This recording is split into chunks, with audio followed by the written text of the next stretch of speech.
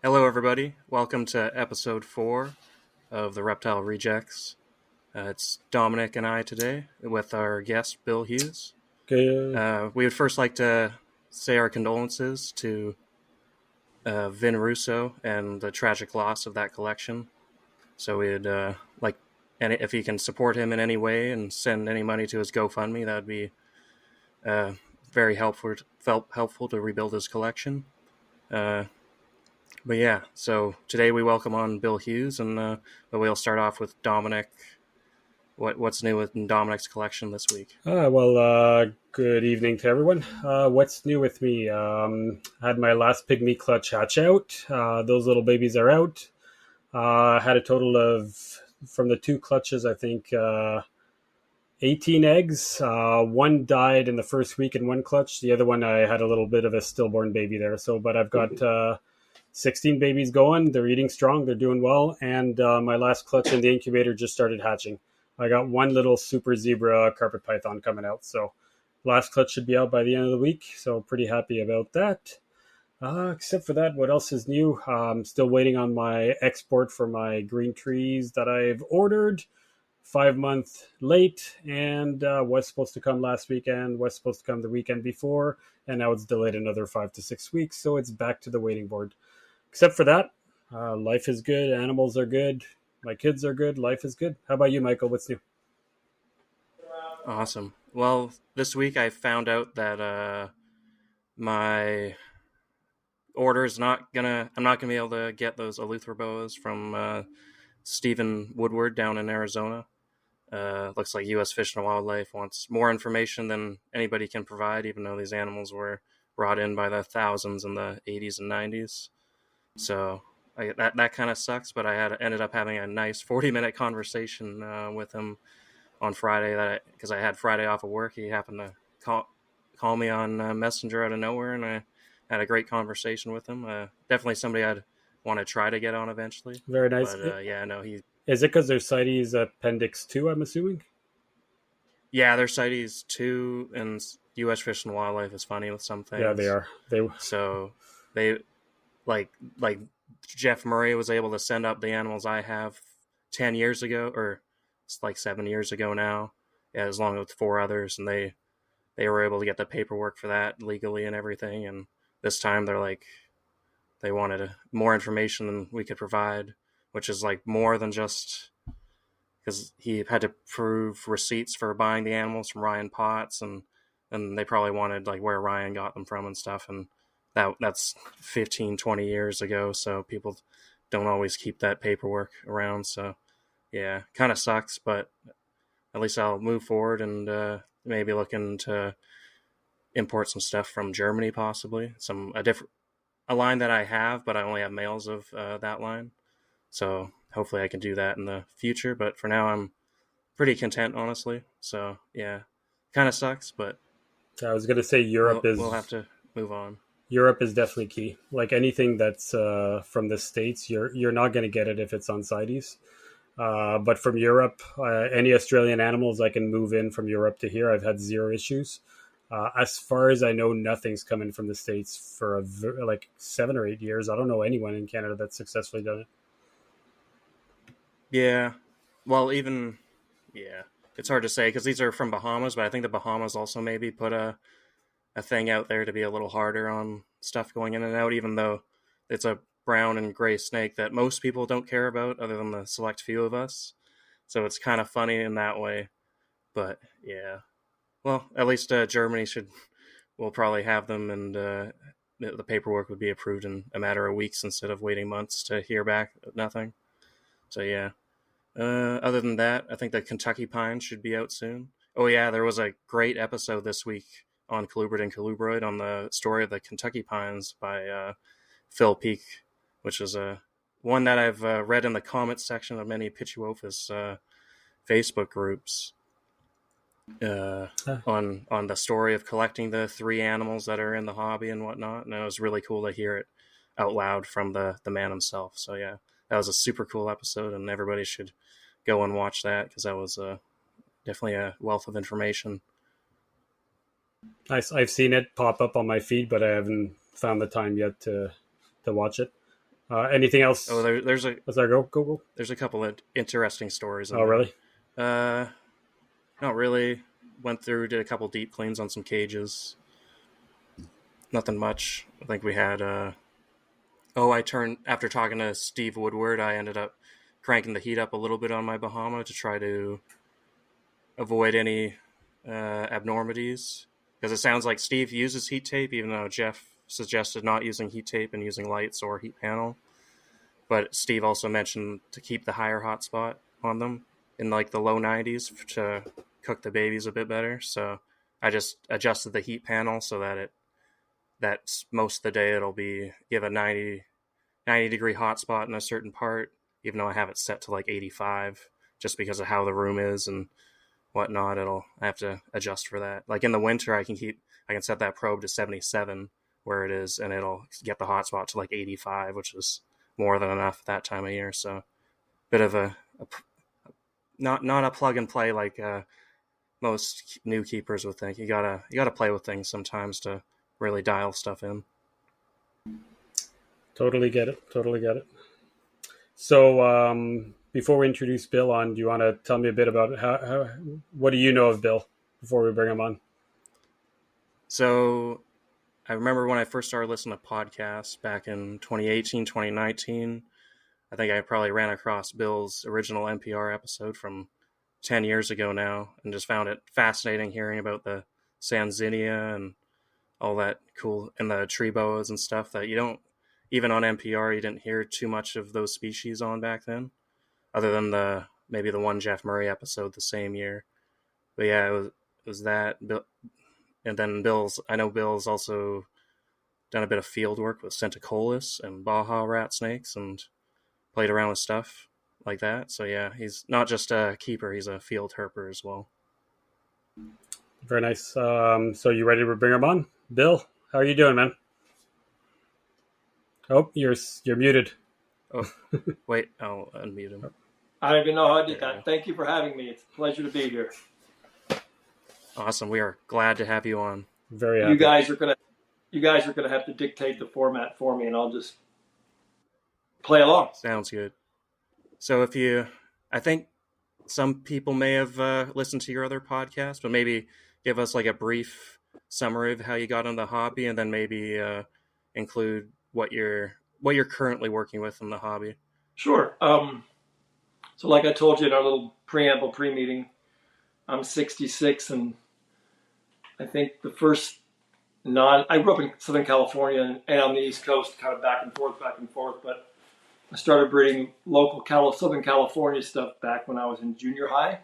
So that would be like the early 70s. And then I had the luxury of living in the next town over to Western Zoological Supply, which was the big importer on the West Coast back in the day. And we literally used to sell them feeder lizards for 25 cents a piece. And they would give us store credit towards like Burmese pythons. And so I was like in junior high at the time. We'd go out and noose Scaloporus and Udas and bring them to them in tubs, and they would give us store credit. And you build up enough money. I think we paid $50 a piece for baby Burmese pythons, back then. And when you're 8th or 9th grade, that was a ton of money. But I actually bred Burmese pythons in the late 70s. Had no idea what I was doing. I hadn't even thought about that till just now, but it's just been, something I've always just been, yeah, that's Billy, my crazy little brother who likes snakes, or that's my neighbor who keeps snakes in the garage. And then, it has never left me. And then I just have worked with a ton of stuff over the years, but I just kind of gravitated towards the obscure or difficult to breed in captivity. Has always been a challenge to me. Like, how could I figure this out? Way back in the day, I bred the Calabar's pythons. And I think there were only one or two of us who did it at the time. And there was no information on these things. They were imported adults. I had a trio. And it was in our old house in Vegas. And my reptile room was we had a 3-car garage. And I just had this single car park walled in. And that was my snake room, because there's always been a rule in this house, in this marriage, no snakes in the house. So that was as close. Actually, right now my iPad is sitting on my homemade incubator with Baja rat snakes and mountain king snakes in it, but that puts the iPad at eye level. So that's one concession my wife has granted me. I can incubate the snakes in the house. But the calibars, I could find no information, so I just started reading up on ball pythons, because they're kind of like on the fringe of the forest, where the forest meets the savanna. That's what I determined to be their habitat. So I just left them in my garage in Vegas. They spent all summer in just bone dry orchid bark with a water bowl, and it would get up to 87, 88 degrees in there. And I walked by the cage one day, had a screen top. It was just like a 40-gallon long aquarium. It wasn't anything real scientific. And I had a pitcher of water in my hand to go water some plants. And I literally just dumped half of the pitcher in the cage like a monsoon storm had hit. And they were locked up within 30 minutes.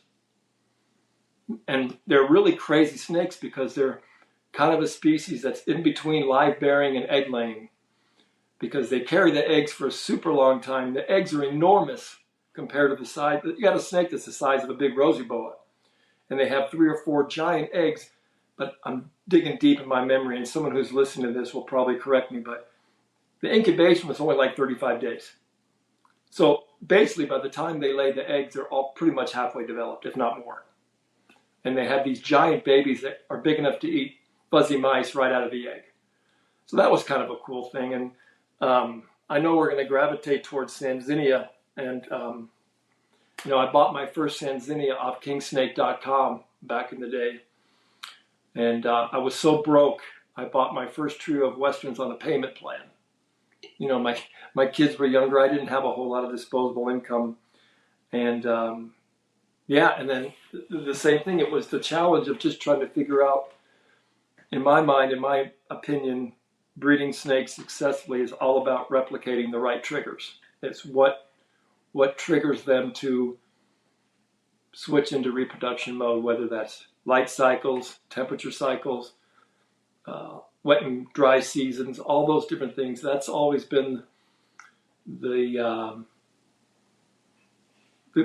thing that attracts me the most about working with a group of reptiles. Is just, and it's the same thing for field herping. And they're very similar pursuits. When's the right time to go? The right application, the right approach. Are you, and all the second guessing that comes with it that eats your butt. Are you doing it at the right time, and all these things. So it's always been, I've just been lucky that I like obscure stuff that, especially with the Sanzinia, when I first started keeping them, no one really wanted them. There was no great demand for anything Sanzinia. I just had them because I like them. Everything I've worked with has never been for monetary purposes. I'm sure I've lost my ass over the million, all these years, but it's just because they're cool. And Sanzinia just happened to be very, very easy to take care of. It's just the only thing difficult about Sanzinia is getting successful litters. That is, every year is a challenge. Every year they present. You're always questioning yourself. You're always, I just had one slug out a couple weeks back, a Western, and it's like, well, hell, I just lost 2 years because I can't breed her again next year. I won't breed her again until the year after this. But there's nothing you can do. And you can just fall into that quick pit of despair where you just want to say F this and walk away from it all. And then, you just got to move on to the next thing. And it's kind of nice having these colubrids, which are kind of a refound passion of mine, because, now I've got, baby Zonata on the ground that I have to get, feeding. And I've got Baja snakes and more Zonata fixing to hatch pretty soon. And so it's nice to have something else while you're waiting on your boas to drop, because Sanzinia have a 6-month gestation roughly. It's a long time, and there's a lot of doubt that can creep in. My friends will tell you that I'm ADHD combined with OCD at any given moment, and they're very patient with me, because even though I've been doing this forever, I'm still full of doubt. I'm still searching for questions. I'm still asking questions, searching for answers, I should say. And there's a lot of guys out there that, quite frankly, do it a lot better than me, and I'm willing to learn. I am totally willing to adopt. I'm not too proud. if there's something I can do to tweak my methods, I'm all for it. I really am. Because, when you're dealing with animals that aren't quite as popular in the culture, it's kind of a fraternity. You get to know the guys pretty well, and there's a lot of give and take of information, and sometimes there's give and take in genetics, which is really important with a poorly represented species like Sanzinia, that everybody's successful and everybody wins. They're never going to be as common as ball pythons. I've put a lot of animals out into the market over the years. A lot of my friends, Keith McPeak, Paul Mitzelfeld, Doug Taylor, Jeff Murray's produced a lot of animals too. And a lot of these guys are way below the radar compared to me. I just like having fun like this. I'm not the most gregarious guy in the world, but you get me talking about snakes, and my wife will just get up from the table and walk away because she knows it's a lost cause, And I'm very fortunate because her philosophy about my reptile affliction is I don't get it, but it makes him happy, so I understand it, and that's all I can ask for. And but yeah, there's a lot of guys out there that have probably produced a lot more than me that I'm always bouncing ideas off them, or what do you think, kind of thing. And I think, Michael, I sent you pictures of that Eastern Sanzinia from the other day. I mean, this thing is rewriting the whole book of what I thought I knew. She's done nothing that would indicate my old checklist of this snake took. This snake is gravid, except for not eating. And I can go through that list. So did you want to? Could you go through what's maybe changed, like your old philosophy versus what you've learned now? Yeah, with the Sanzinia breeding. Let me put a corollary on that. If I start to ramble, if I start to divert, pull me back in. Oh no, we'll let you talk. We'll let you talk. That's for sure. I can roam and forget what the heck I was talking about in a second. That's all right. That makes for usually the best conversations. So my overall method of breeding Sanzinia, and I'll just tell you, a lot of it is Mother Nature driven. I live in Las Vegas, Nevada. You have to have, excuse me, for them, they have to have a long, dark, progressively colder winter. And what I do is I move them into I have outbuildings for my snakes. One is primarily just a dry goods storage building. Has no heat or air in it. And once the high temps here in Vegas are safe, I'll move all the Sanzinia stacks into that building. And what I want to end them over time is to get them to where, and this is where I get too far ahead of myself. I manipulate temperatures along with a decreasing day. As my days get shorter, their temperatures drop. Ultimately, I want them to get in for the nighttime lows to be in the mid to low 50s for a good 90 days, as long as I can keep them there. Now they have a basking shelf underneath the radiant heat panel to which they can get, and I will drop that peak temperature too down to as low as 70, and I'll also drop how long it's actually on. So they have the choice as to whether or not they want to get warmer. They're just not going to get really, really hot at all. And I've never had an upper respiratory issue ever with them. And they're sitting, I've had them copulating in the water bowl at 56 degrees. Just by curiosity, do you do that during the day as well? Or is that just nighttime temps? Well, the lowering the temps. The days are whatever they are. Whatever the building gets naturally. Like I said, I have no ancillary heating. I do have a space heater in there, but that's just set at 50 degrees. So if for some reason the building itself were to dip below 50, it would come on and keep the. But really, my problem the last few years has been, theoretically, I don't know. Again, the second guessing comes into play. So back to, I start moving animals in October, and typically don't start pairings until Thanksgiving, somewhere around there. And Sanzinia will breed whenever. They breed for fun. So just because you get a lock means absolutely nothing. It literally means nothing.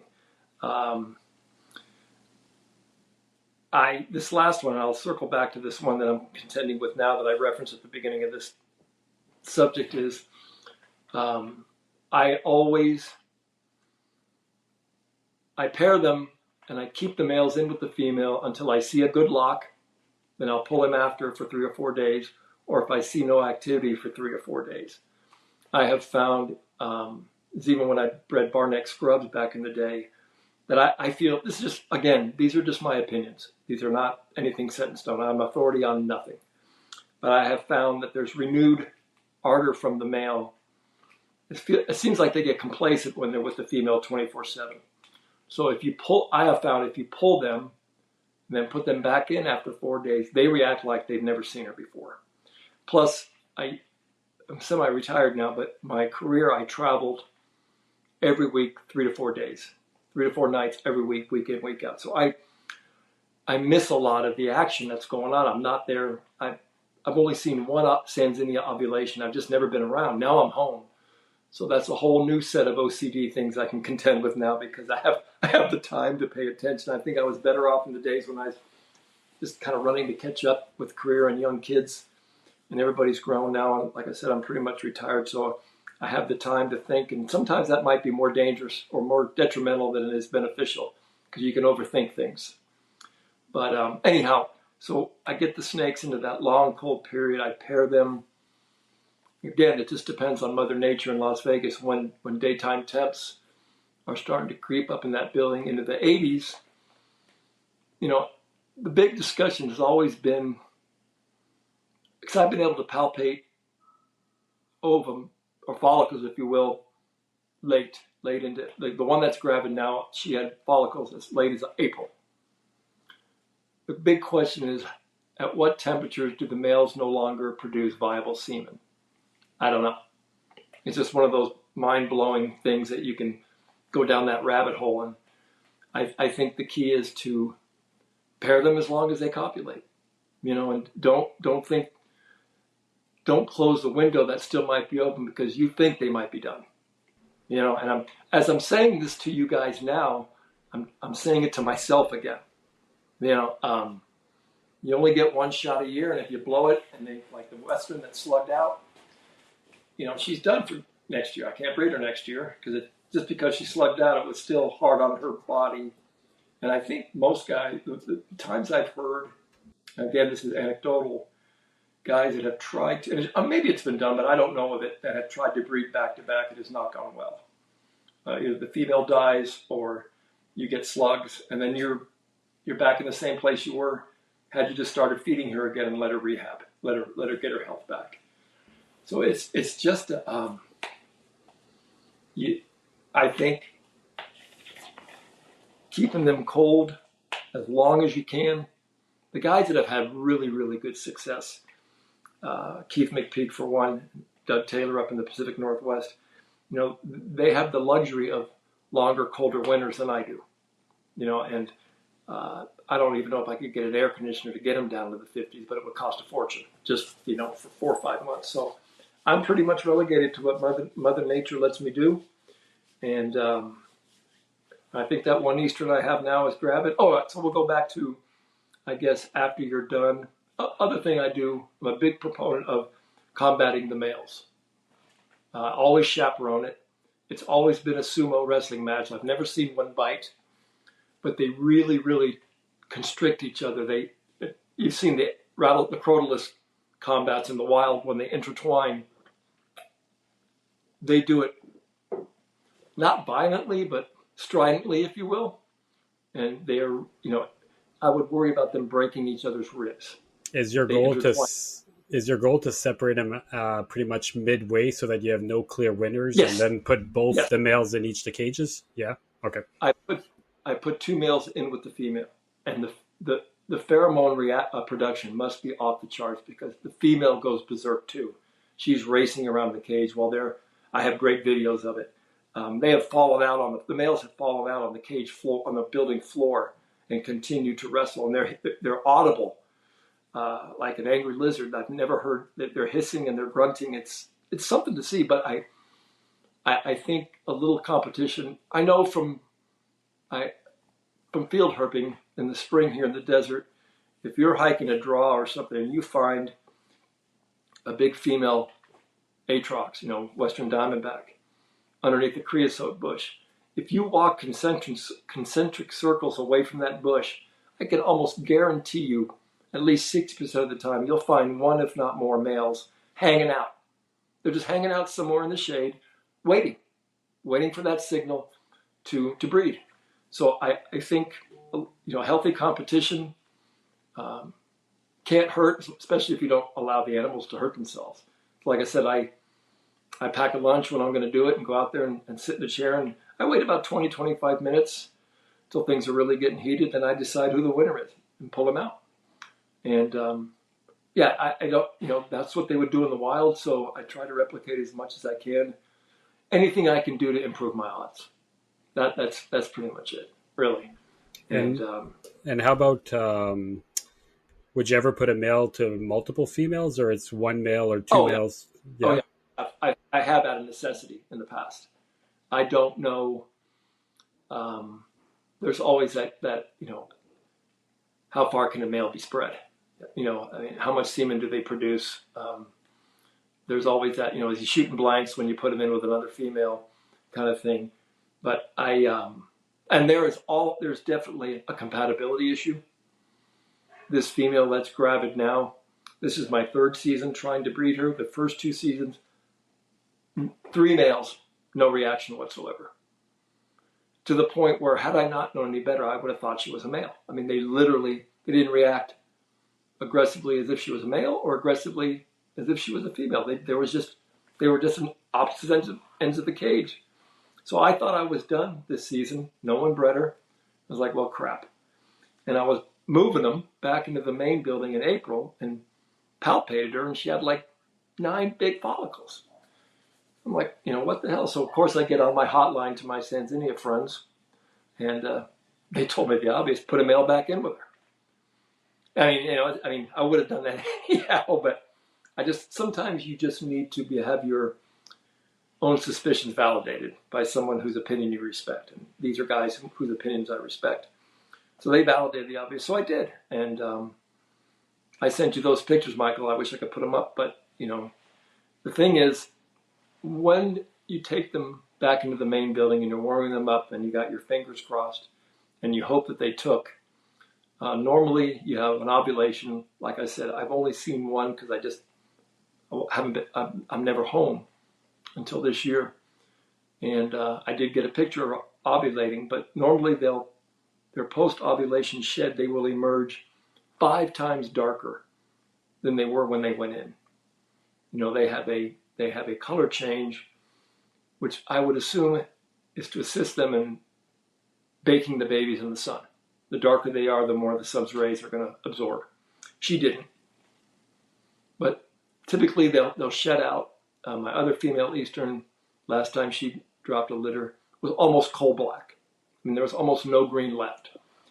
And you can't go by the off-feed markers either, because I've had some animals that feed the entire way through. The one I have now has not fed since March.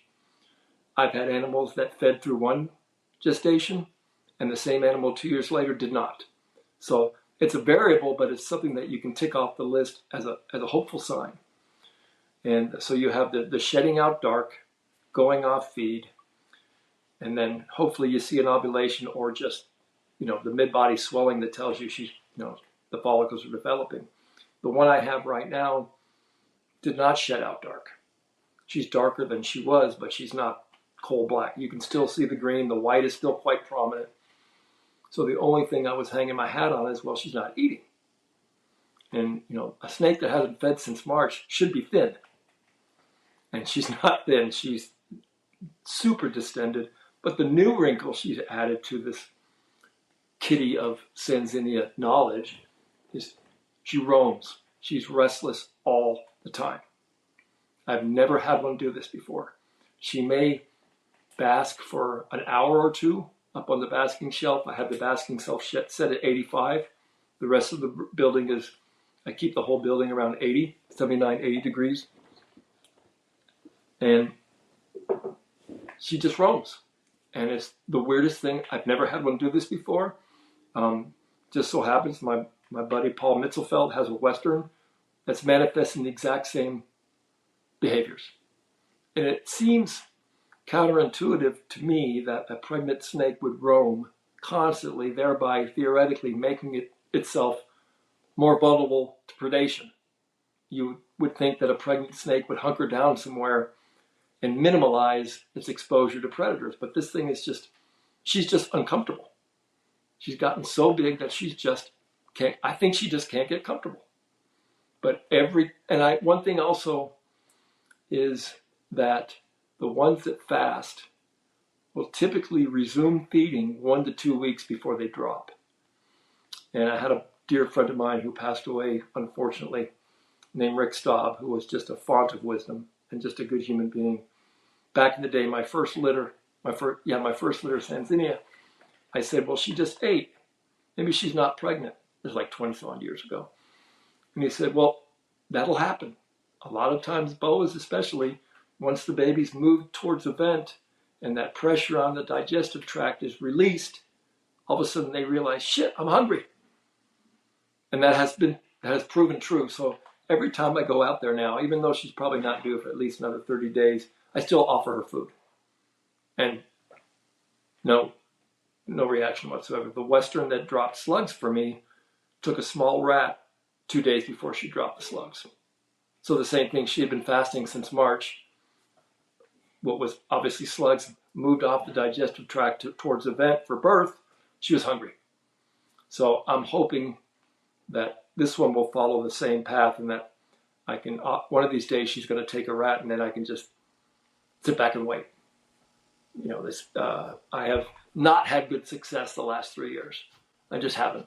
And do you think animals that have slugs will go, like they'll dump them like a month or two earlier than they probably should? She did. Or have you noticed any difference? She definitely did. Yeah, she definitely did. I have another gravid Western that is textbook symptomatic, except she's feeding. But everything else seems to be going according to schedule.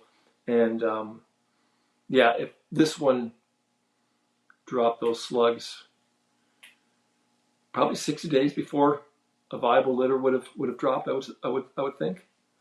Big pile of slugs. And it's just one of those, got a nasty sticky stuff to clean up and hose down the snake because they like to get all up in that stuff and it's like glue. So, they're not you can't take it for granted with them. You just, the care of them, they require no special care whatsoever. I mean, my holdbacks, I've got a pair of Easterns, and I acquired a really, really unique pewter colored Western morph, if you will. I hate that word, but it's different.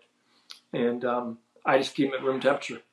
I mean, they eat and eat and eat, and they don't need anything special. And the babies, I produced, I think 60, 65 Sanzinia over the years. Every one of them ate by day 5 on a live hopper. Pinkies and fuzzies don't have enough heat signature for them to react. If you set them up in a small tub with a snug hide, and because they shed 30 minutes after they're born, or they shed while they're being born. And if you put a live hopper in that, and it walks in front of that snug hide, they're going to take it. And they're super easy to start. By and large, they're really, really docile animals. But I have a couple that are quite angry. But the biggest issues are figuring out, am I doing the right thing to get them to breed? Well, to get viable litters. Getting them to breed, like I said before earlier, is really simple. It means nothing. It means nothing. I wish everything was a king snake. But then again, I guess if they were that easy, they wouldn't be so iconic. And yeah, for sure. You guys were talking about sighting up in Canada and stuff. I have a really good friend, couple, Carrie and Heather in Scotland, and they're super successful with Sanzinia, and they can barely give them away. I mean, their rules and regulations are so tight in the UK as it is. I think they have to tag all their production. They have to have like a... oh yeah, CITES 1 in the UK has to pit tag every CITES 1 animal. Yes. And I think he's, he has to wholesale them for next to nothing. I mean, for less than what we get for a Cal King here. It's crazy. But, they're shutting down all the animal shows there, all the vendor type shows. Their version of PETA is quite strong. We were just talking about it again this morning.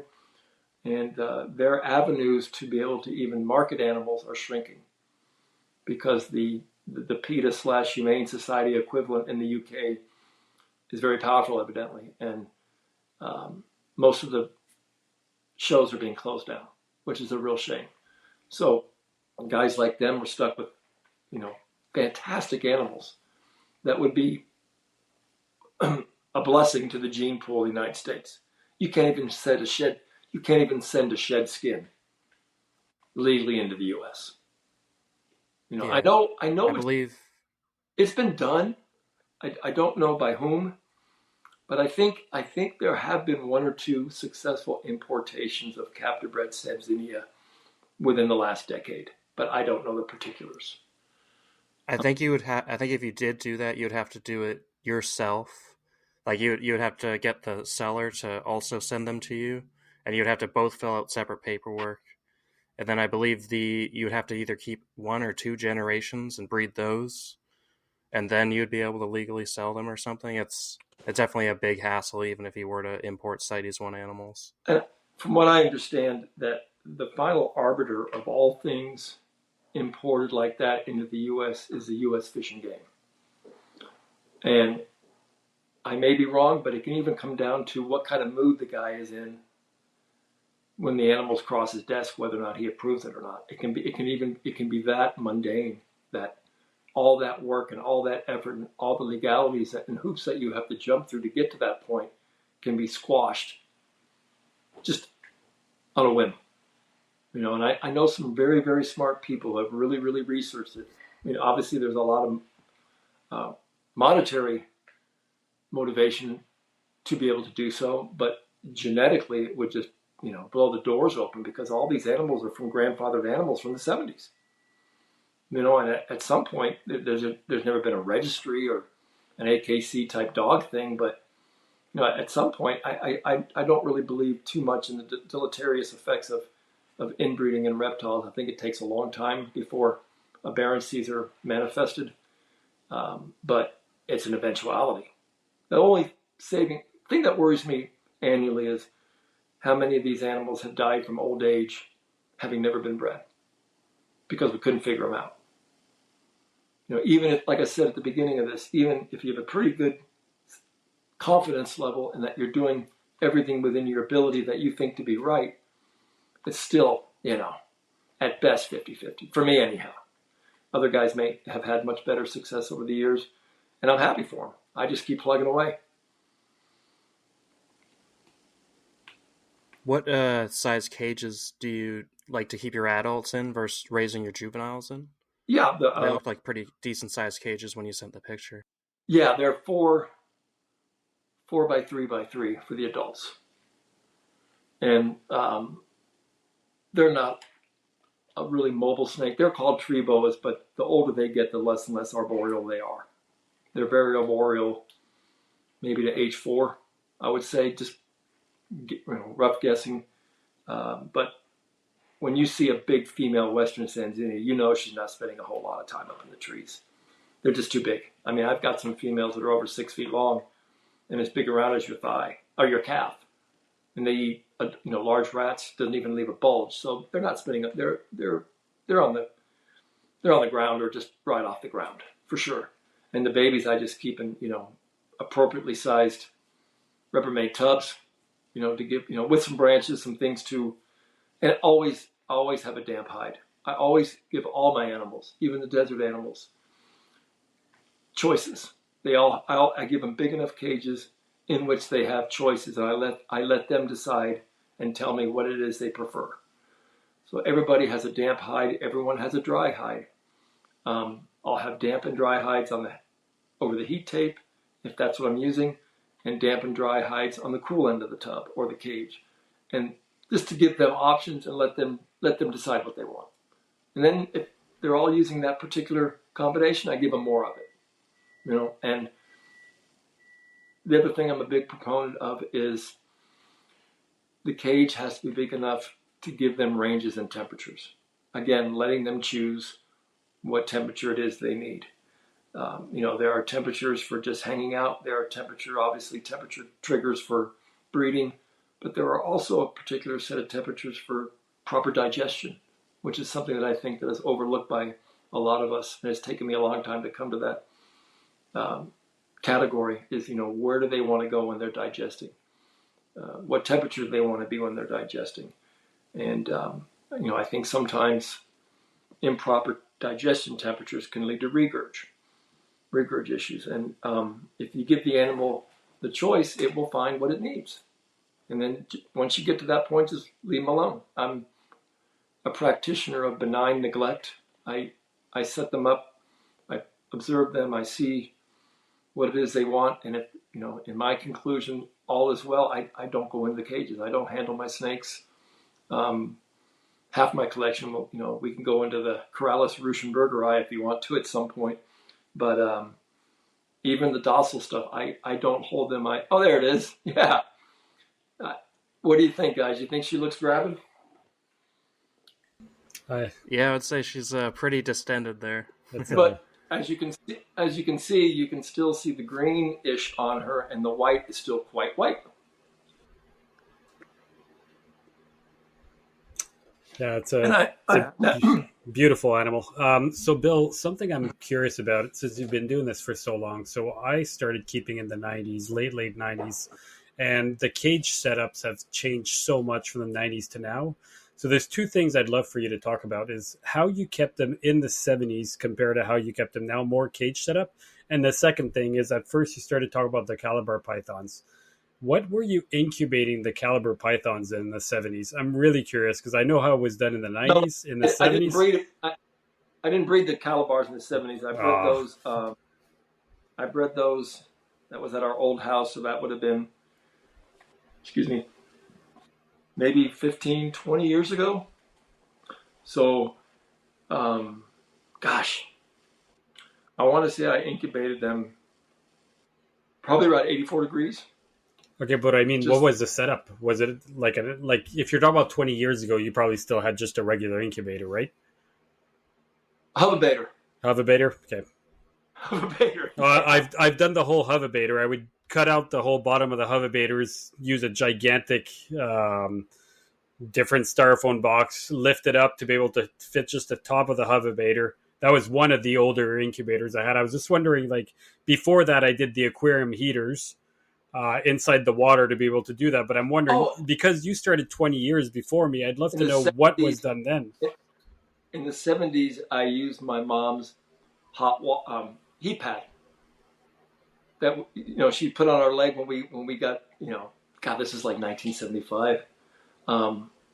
Just a plug-in heat pad with it had a dial on it, and I just took like a thermometer that your mom would use to put under your tongue, and I would put the thermometer on the pad, and it took like a day, and try to calibrate it to get to like 84, and then I would just put it on the recess underneath the recess part of a 10-gallon aquarium.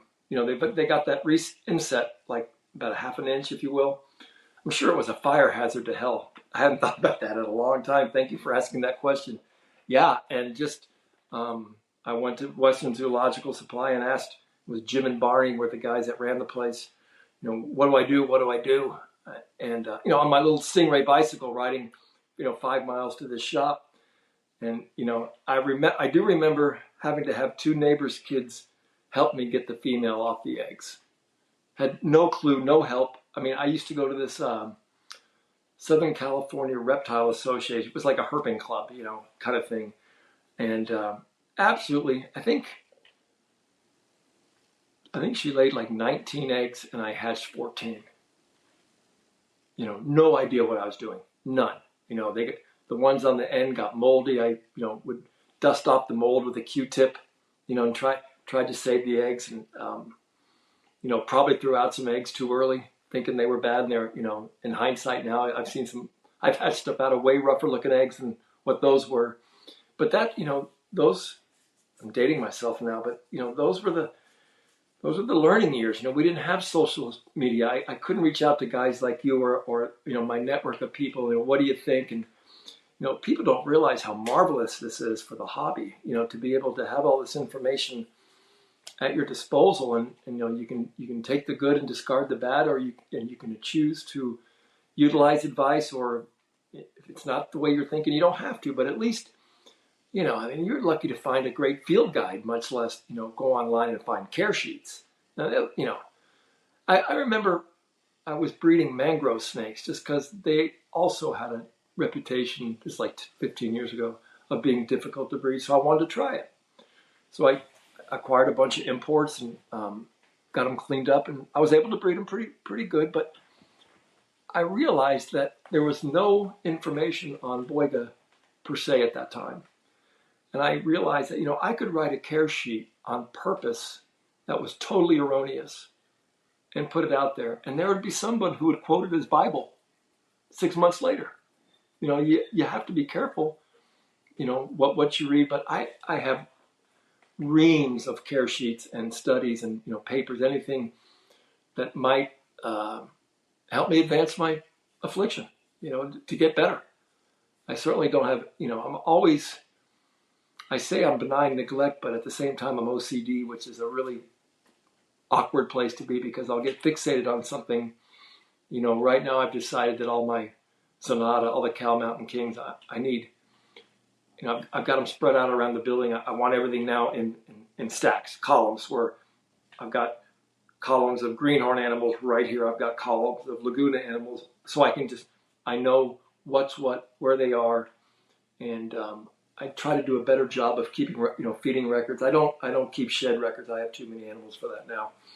But just to keep things straight, I strive to be organized, but the ADHD side of me I have a hard time walking in a straight line. So it's a constant battle. And I am at the point in my career, if you will, where I'm not going to keep anything back anymore. No holdbacks at going further. I don't want to add. I'm not taking on any new projects. What I have is what I have, and it's enough. And the Ruschenberg's tree boas is a long, complicated journey that has really get started off the ground. And we can talk about that a little bit if you want to, but it's been. Oh yeah, let's. I was gonna say Zonata, but if you're gonna talk about Ruschies, we can definitely talk about Ruschies and maybe even annulateds if you still keep those. I don't. No. Oh, okay. They were imports and they did not fare well. And the ones that are still alive are at a friend's house. I wanted them out. They had gurging issues, and they're subadults now, and they're still taking like hopper mice is all they can handle. So I had a good friend nearby who was willing to take them on. So I said, here, you can have them, and if you can pull them through and you get some babies down the road, we'll talk. But I didn't want the risk of jeopardizing what I already had established. So those just stayed in quarantine for you, and then they had the regurg, so you just got rid of them before they even touched your main. Yep. Okay. They were in the dry goods building. That's where everything. I have to be careful about if I acquire something new like that. It's got to be at the right time of the year because I'm not going to put them in the general population to acclimate. And so the Ruschenbergs is a really interesting story. I was approached by an importer out of Florida, and he knew I was a big corralist, and he got this big group of Ruschenbergeri, and he said, "Are you interested?" I was like, "Hell yeah, I'm interested." So I got a group of adults, and 4 adults and 1 subadult female. One of the females ended up came in gravid, and gave me 19 babies. I sold 1 pair to a friend. I parked a pair with another friend. I have the rest of them. I'm bringing them up because they look nothing like anything anyone's ever seen before. And been a lot of conjecture.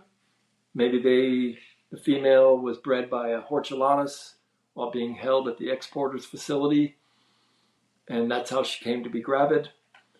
The colors are, I wish I could have the technology to show you progress pictures. There's no doubt that some of them look just like garden-faced hortulanas. No, It's undeniable. But no one knows what they're going to look like when they're adults. I took the same female 2 years ago, bred her to an undeniably full-blood Russian if you will. And all I got was 5 stillborns, sadly. But all 5 of those stillborns looked just like the ones from the litter she dropped as a wild-caught animal. So, asking me to defend an indefensible position, I'm not sure what they are either way. The babies. I can't, short of having someone take a control group of hortulanas and a control group of known Russian. These are from the mainland of Venezuela. These are not to be confused with the Trinidad and Tobago animals, which are clearly different. And they're also very clearly different than the Russian in Costa Rica. But unless someone were to do a DNA analysis, and even then, I just think that the countries they come from, their range is so vast, there's no doubt there is subspecies overlap. It also calls into question as to the veracity of them even being subspecies at all, because we just don't know. Bill? You're talking about, yes. I don't want to interrupt you, but is there any way that when you say the different names, you can give me the common name? I'm not a boa guy, so a lot of the names you're like I'm trying to follow, but certain names I just don't know. So just dumb it down for the people like me that are not boa guys. It's funny because I'm making a hypocrite of myself because I'm not a Latin name guy. No, that's okay, and I love it. I just don't know these ones. I'm good into pythons. Okay. The boas, it's not mine, but keep going with your story. I love it. Fair enough. So what you have is Amazon tree boas, Corallus hortulanas, all over the place. They're imported in huge numbers every year, and people are doing incredible things with them. Then you have Corallus ruschenbergeri, which is, I guess, the most commonly used English name would be mangrove tree boa. And basically, they are a subspecies.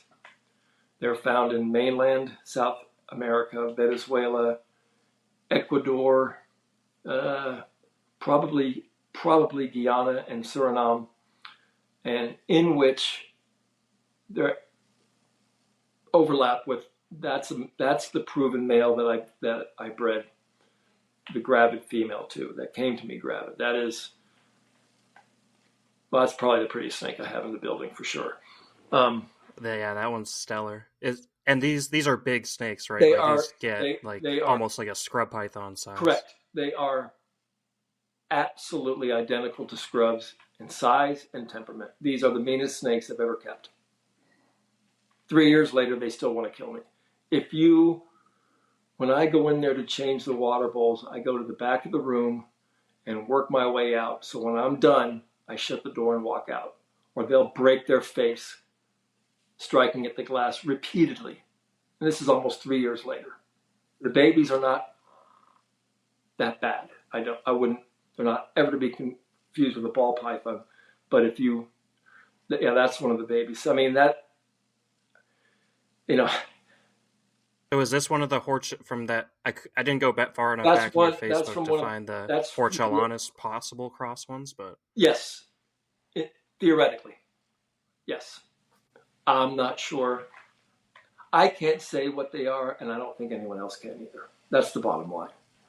Like I said, yeah, they could even be just a natural intergrade. It's an indefensible position for me. So I said, you know what? Screw it then. I'll just keep them. And I had a good friend say, Bill, this complex of animals is known to go through many color changes from birth to maturity. And a buddy said, if you can, you probably should keep them all because you have no idea what they're going to look like as adults.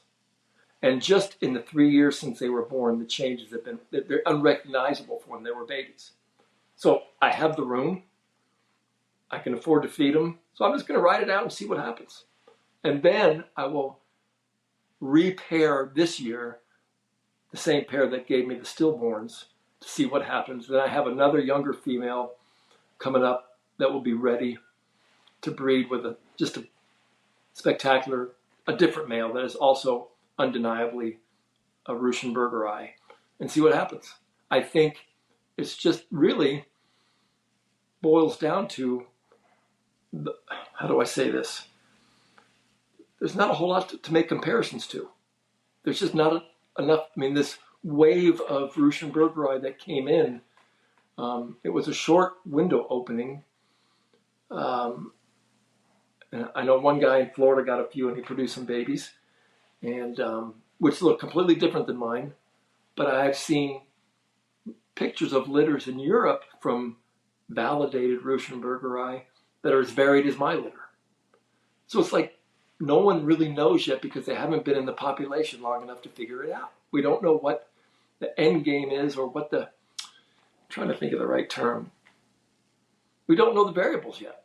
We just don't know. Yeah, or the natural variation that from regions that they maybe took one animal from some valley that has some totally different phenotypes on it or something, Well, right? I may... Like, it could be the same with annulateds, right? Like, we got the orange and the brown annulateds, Well, but maybe in some other valley there's something else. Well, and here's the other thing that I find to be a real quandary is if you look at a map, you have Costa Rica to the north, way to the north.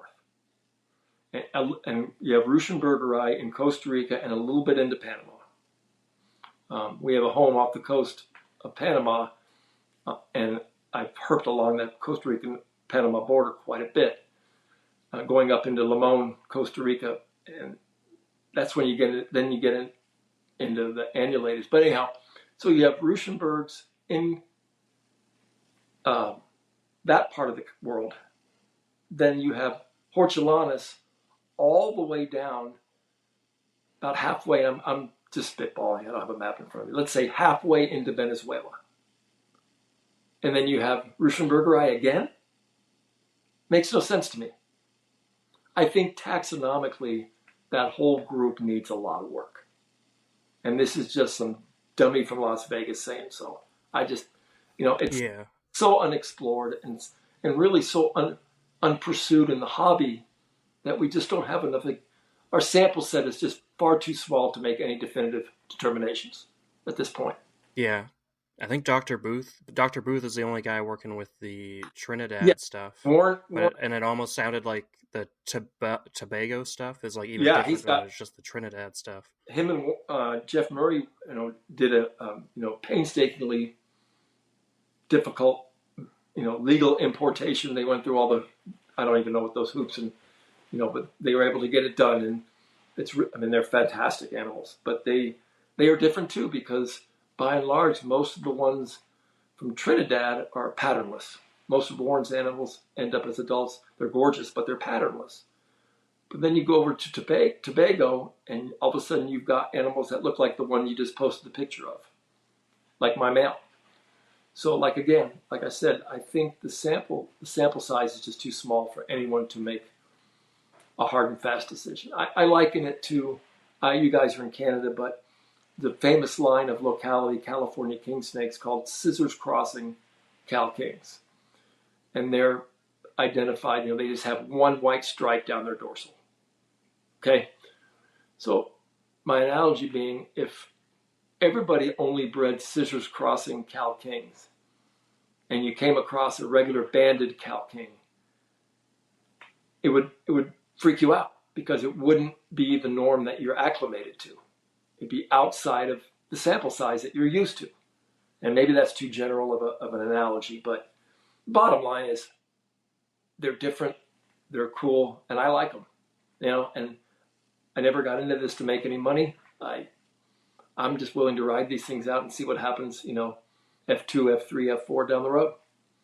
Be a fun retirement project. For sure. Do you want to go into how you have the adult set up and kind of your game plan for trying to successfully reproduce them? Like, are you going to go at it from like a normal Hortulanus or Amazon tree boa route, or are you going to vary it a little bit? No, what I'll do is I'll keep them in the main building because they don't need to get nearly as cold, obviously. For Corrales, I'll let them dip into the high 60s for my, either call it a peak or a trough. For when I'm cycling them down, again, it's longer, cooler nights followed by shorter, warmer days, but less warm than a month ago, if you will, and just gradually step it down toward the warm up. And then I'll also, unlike Sanzinia, I will mist heavily. I don't mist much. The building stays very humid. My building stays around 60% humidity because of the mini splits I have in there, and so it'll just be. They don't need a whole lot. I did when I bred them before. I didn't need, they didn't need a whole lot of stimulation to be triggered. So, but I will dedicate one male to one female for both pairings. I want to know exactly who the parents are, who the sire of this litter is. And if I send you a picture, Michael, can you put this picture up? I will send you a picture of the female that gave birth. You were muted there, Michael, but I assume you said yes.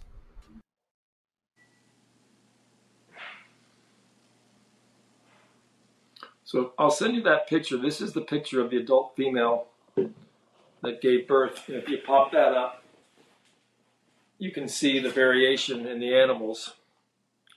And just in the population I have, how radically different they are.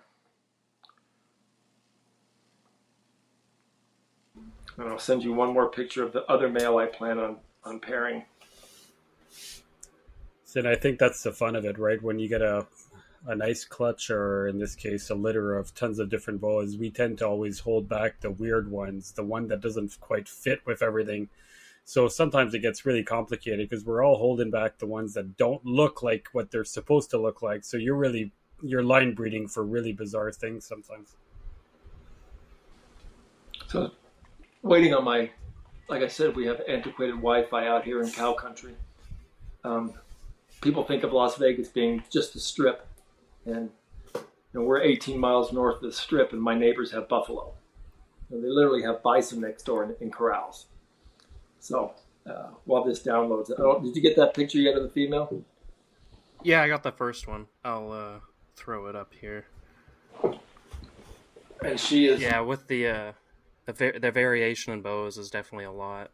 Because if I get this litter of Bahama boas, I think I'm gonna have to keep like almost every baby until they at least reach 2 or 3 to see the different variations. Because even like I have a pair from the same litter from Jeff Murray, and the male's like super dark and the female's like super light. But then people have like other ones that are even lighter than the female I have. So I'm just interested to see how they're gonna turn out. Like, I might send some to Cody Joe, but how are those to get started on rodents? It doesn't. Probably not that great. Although I was talking to Stephen Woodward about it, and he says honestly, like he just uses the anole juice on boiled pinkies, and that seems to get most of them going. Like only out of 30 babies, he was able to get most of them started on that, and then the rest he got started on like anoles. But for the most part, they weren't as bad as it seemed, and it even sounds like the Puerto Rican boas are going a lot easier now than they were in the previous generations. Like now they'll just take pinks for most of the time. Okay, so that picture is the female that came in gravid. She's about 6 feet long. Then I just sent you another picture of the female that's going into the breeding pool this year. She's finally of size. And just in these 3 animals that we put up here, you can see the variety. And just how it really comes down to we just don't have a big enough sample size. We haven't been able to make the observations.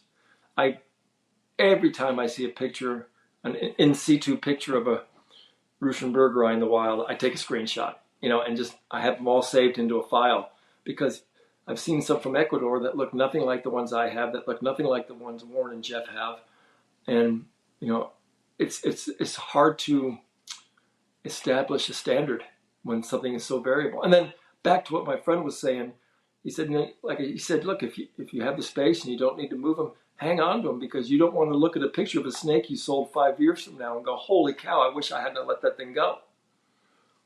I have the luxury of space and the luxury of time to wait them out and see how they turn out. And literally to go out there and feed the 15, 16 babies, it takes me, I think, 4 minutes. They eat that well. I mean, I had every one of them took, frozen thawed, superheated pinks right off the bat the first week they were born, right after their first shed. Never had a problem getting them to start. They were really easy to start. So, I mean, so that, if you look at that at first glance, it screams Halloween phase Amazon tree boa. I mean, it does. Yeah, that's what I thought when I saw it. I was like, oh, did he accidentally send me this? Nope. But yeah, that's super neat. That's in the litter. That's in the litter. And I'll send you one more. I don't want to belabor the issue, but it's just been a lot of fun. And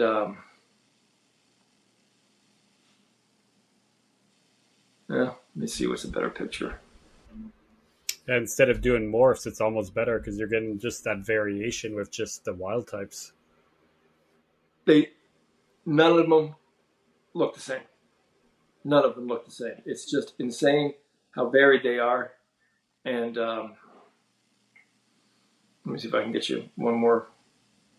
Yeah, I think that's why that's why Amazon's all, like, in the last couple of years here have really caught on, I think, is because of the variation. Like, obviously you got the red calico stuff that everybody really wants. Yep. But then you got some of that, just the total variation. Like, you can breed just like a normal tiger to a Halloween and get 12 different babies that all look different. And you can still get red ones out of there. Yes. And, you don't know what they carry. I forget what the term is. Would it be polymorphic? I'm not sure. I have a nice tree of yellow tiger Amazons that I'll breed this year. And I can pretty much predict with some degree of certainty what they're going to look like. But with these, we just call them Ruschies because it's easier to pronounce. With these Ruschies, I have no clue. And it'd be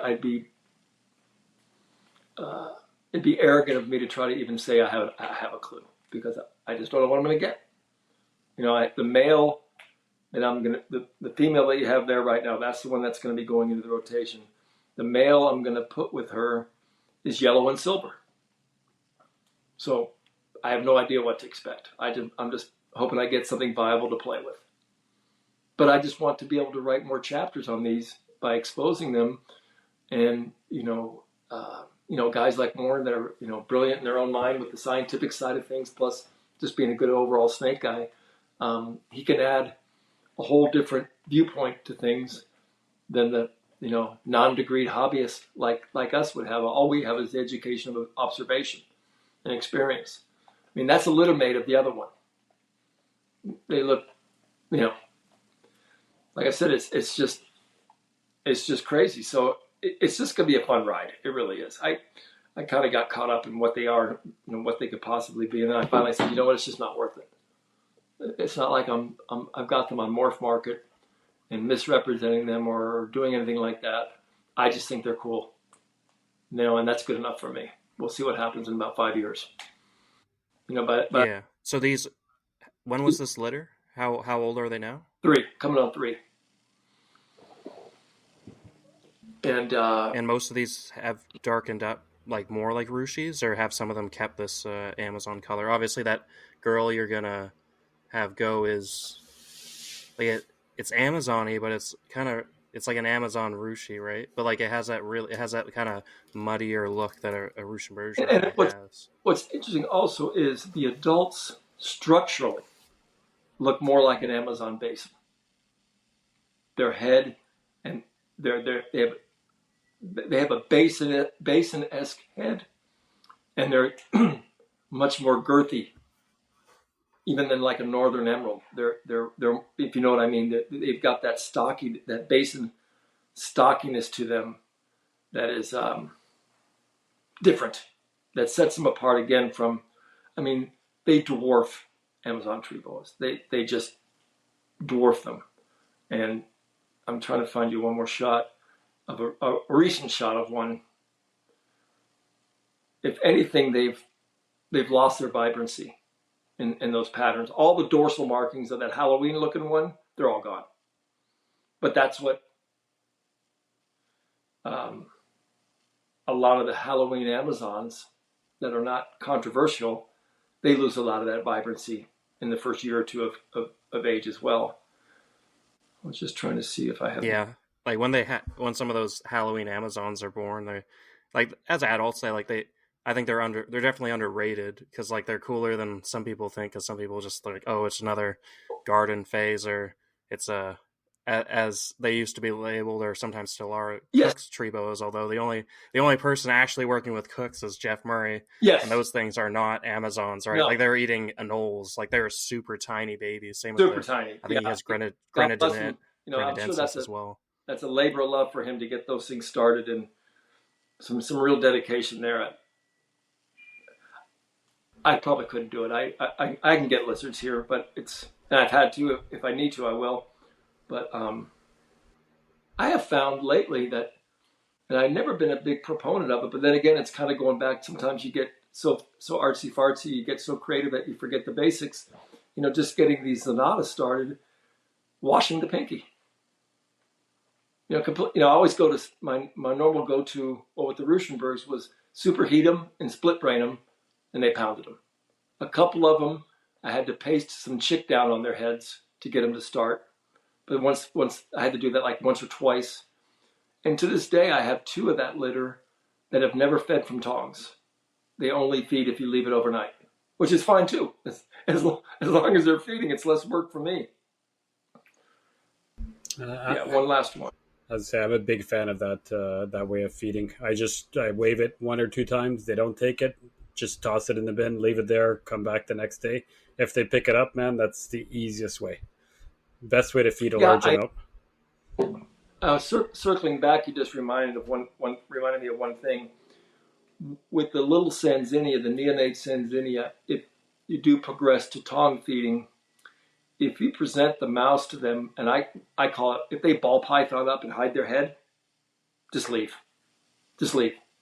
If they're either going to hit it or they don't. And if you try to persist, they just ball python up and you're done. All you're doing is stressing the snake out. Come back another day and try it again.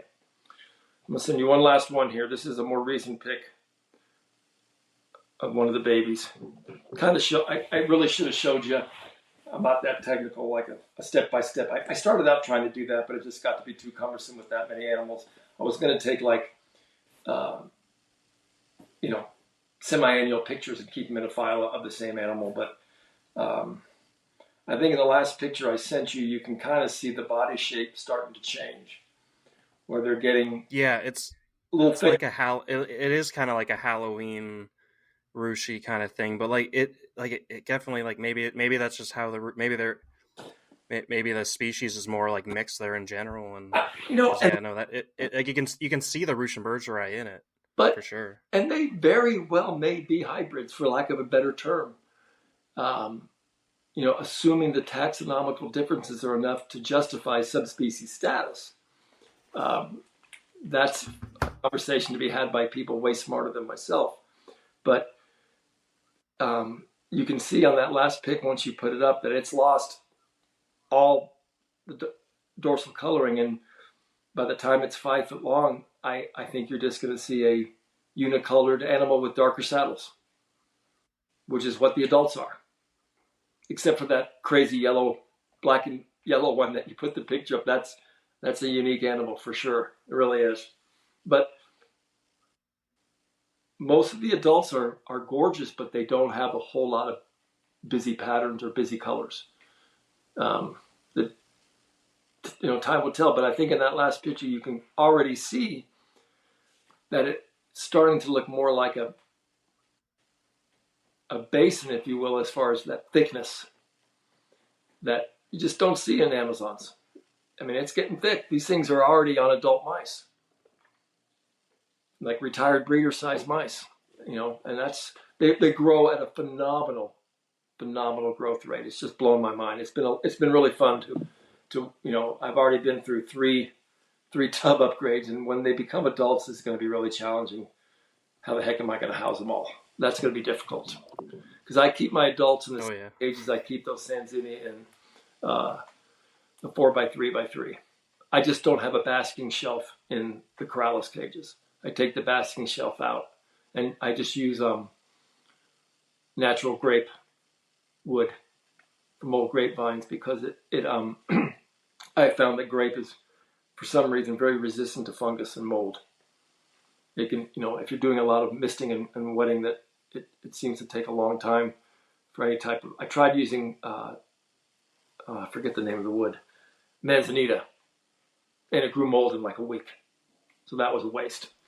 So Yeah, you guys have manzanita out like crazy. there in the desert, right? Yeah, up at a certain elevation, probably about 3,000 feet. You start getting to the manzanita, juniper and manzanita. That's when you know you're in rosy boa territory, when you start getting up into the juniper belt. It's a little segue there, but I tried using manzanita because I love the cool, no bark, and that redwood, and it has a lot of fingers spreading out. It would be perfect, but it grows mold so fast. So I just use. Are you familiar with cholla wood? The cholla cactus. It's got a hard wood. Yeah, I think so. It's got like Swiss cheese holes in it. I harvest a lot of the dead cholla, strip the husk off it, and it's just this hard honeycombed wood. And I cut it into like 6-inch segments, and I use it for every species I produce. They crawl right in it, and the nice thing is you can just pull up the log and look at the snake and put it back down, and you don't really disturb them. And that doesn't grow mold either. So, and if things do grow mold here, I just stick it out in the desert sun for a day, and that takes care of that for about 6 months. But I know I've jumped around a little bit. You guys want to refocus me in on stuff that I skipped over? Well, how about I'll jump. Sorry, do you mind if I go, Mike? Yeah, I was actually curious. So you've been talking about your building a while. I'd love for you to tell us maybe about how you what is your building? How big is that room? You talked about couple of rooms. I'm just curious if you can kind of go into how you keep all your animals. I like the idea. Like for me, I have one room and that's it, right? So I'm always curious. But you talk of a building, you talk of several different rooms. Do you mind just going through, give or take, how your setup is? Yeah, bear with me for a second. I'll send you one more picture. I think I have one picture of the inside in total that will make it easier to explain my setup. So let me see here real quick. And I think we never actually got your collection of what you're presently keeping. So obviously, Ruschies. Did I get that close? Ruschies. I was close. Just say man. Yeah. Ruschies. I don't have a picture of the inside. So when we moved to this home, I needed a place to keep my snakes, and I told you that It was the third car portion of our 3-car garage. And when we moved, one of the requirements for me was I need a place for my snakes, whether that be in the garage or an outbuilding. So the house that we bought had 2 metal Connex storage buildings out back. So they had roll-up doors. One is 40 feet, one is 20 feet. But they're in line, but you can't walk between them. There's no doorway. They don't connect. You have to go through separate doors. So did some research and utilized, I will send you a picture of the finished product, but it's called EFIS, External Foam Insulation System. And basically what they do is they wrap that metal Connex building in 3 inches of styrofoam. They put a mesh over that, and then they shoot a synthetic stucco overlay. And then they put a roof on the top, an insulated roof. And I used, I think I could show you the finished product. I'll show you the before and after. Hold on just a moment.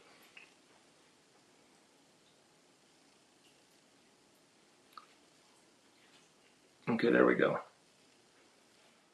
So yeah, I got a Pioneer mini split. I think I have 2 12,000 BTU air handlers inside. I have a modem connected to it because you can't get a Wi-Fi through the metal building. So just ran a modem from the house line, and I can control the whole thing from an app as far as the macro temperatures. So I just, like I said, I just set it from my phone, depending upon what the local weather conditions are. I try to keep the building around 80 degrees, 79 degrees if I can, and then heat the other cages, whether it be with radiant heat panels, which are all governed by herp stats. Radiant heat panels for the big cages, and a lot of stuff has no heat at all. My Zonata have no heat. They never have. My Baja rat snakes have no heat. They never have. Anything little, like if I have young Sanzinia, they're on heat tape. The back walls of the tubs are up against heat tape. And I set that heat tape zone at like 83. But they never seem to really want it. But it's there. Like I said before, I have a hide on the heat side. I have a hide on the cold side. They choose. Rarely do they go to the heat at all. So I don't know if those pictures came through, but it turned out really well. It really did. And let's see if those come up. Kind of looks. So that's the before picture. Yeah, I was gonna say, kind of looks just like storage containers essentially. And you said 40 feet by 20 feet. Is that the size? Well, the first one in the foreground is 20 foot long. Then the second with the two doors is 40 feet long. And how deep? They are 8 foot by 8 foot. Okay. And then you can see the finished product here. And yeah, then that looks really nice. I had the roll-up doors taken out and framed with regular doors because there was way too much air getting through those doors. The gap was like 4 inches. There's no way I could modulate temperatures like that. So I'm not going to burn. Sorry about that. So so it's 8 feet wide, right? So this is, my brain's going, do you have cages on each side of the walls or only on one side? Yeah. Oh yeah. It's cramped. So you do both sides then? Yes. And your cages are 2 feet deep or 3 feet deep? 3. Oh, wow. Now I don't. Yeah. So it's about a body width and a half to walk down the center aisle, if you will. Yeah, I can't believe I don't. I'm sure I have it somewhere. It's just not in the folder I thought it was. I'm sure you get nailed a few times by those Ruschies with that that small gap. No, they've come close. Their aim and accuracy is astounding. They are not. I mean, they've knocked the phone out of my hand a dozen times taking pictures. Literally, hit the phone right out of my hands. And that's like that's hilarious. That's like at least a foot outside the cage. I have a video that I think I put it up on Facebook a couple of weeks ago of that orange-looking female that was showing the picture soaking. She just about hit the phone. I think she did hit the phone, but didn't hit it out of my hand. But the interesting thing about them is I put on my wife's long-sleeve landscaping gloves, and if there's no heat signature, they don't bite. I can reach right in and pull them out. Now I've gotten bitten in the chest doing that, but they have never have clamped down on the glove, not one time. And 3 or 4 times I've had stuck sheds over the years with them, and I've had to soak them and then hand shed them. And they're really angry at first, and it's crazy. They just go limp. I mean, they literally just go limp to where you think you've done something. Well, what did I do? What? It's like an override, and they just give up, and then you finish shedding them, and you put them back in the cage, and they turn right around and try to nail you. But it's like a hog nose kind of thing where they just play dead. I don't know. It's crazy. But I've never been hit. That's really interesting. I've never been hit by an adult, and I haven't had too many occasions where I've had to hand shed. I try to, keep the humidity. If I keep the humidity in that building around 55, 60%, seems to be, enough for them. And I go through, for the animals that need humidity, I don't believe in misting systems. This is just a personal thing. I don't think anything in nature is static, whether it be temperatures, whether it be airflow, and whether it be humidity. I don't think a constant humid saturation is healthy, and it's not natural. Our place in Panama, we have a home there. I've herped there a ton, and you climb from the jungle floor, and you get 10 or 12 feet above the canopy. It's like being on a different planet. It's cooler, it's drier, it's better ventilated. And you come back down to the jungle floor and it's the dank, humid, environment. So I spray like once a week and let everybody, let them dry out towards the end of the week and then repeat and let it dry out. And I'll go sometimes, if I'm going to like those Ruschenbergeri, I'm not going to miss them all. I have not missed them this summer. I'm not going to, because I know that come October, November, I'm going to pair them together. So I'm going to utilize that. All of a sudden, this onset of a rainy season that they haven't had for 6 months is now upon them. And hopefully that will be a trigger to get them breeding. It worked the last time. I just was unfortunate enough to get the stillborns. But I'm hoping, especially now that I'm home more than I'm gone, that I can manage that whole process a little more tightly and get better results. Really looking forward. So you're Go ahead. When did you so you obviously got that gravid female that had the cool babies and that, and then you've tried so how long when did you get your first ones, and were they just all imports, or did you get some from guys like Jeff or Warren? It was all in one group as imports. And that was I can tell you, because I like to take pictures because it timestamps everything for me. I don't have to go back it up with an index card or something like that. And it makes it easier. And plus, you can go back and make comparisons. So I would have gotten them.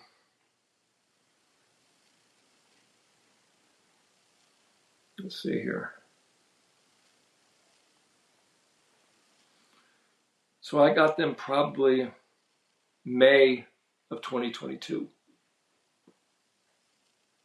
And I showed you the picture of the female in the tub that dropped the litter? The kind of greenish looking female? Just a little while ago you put it up?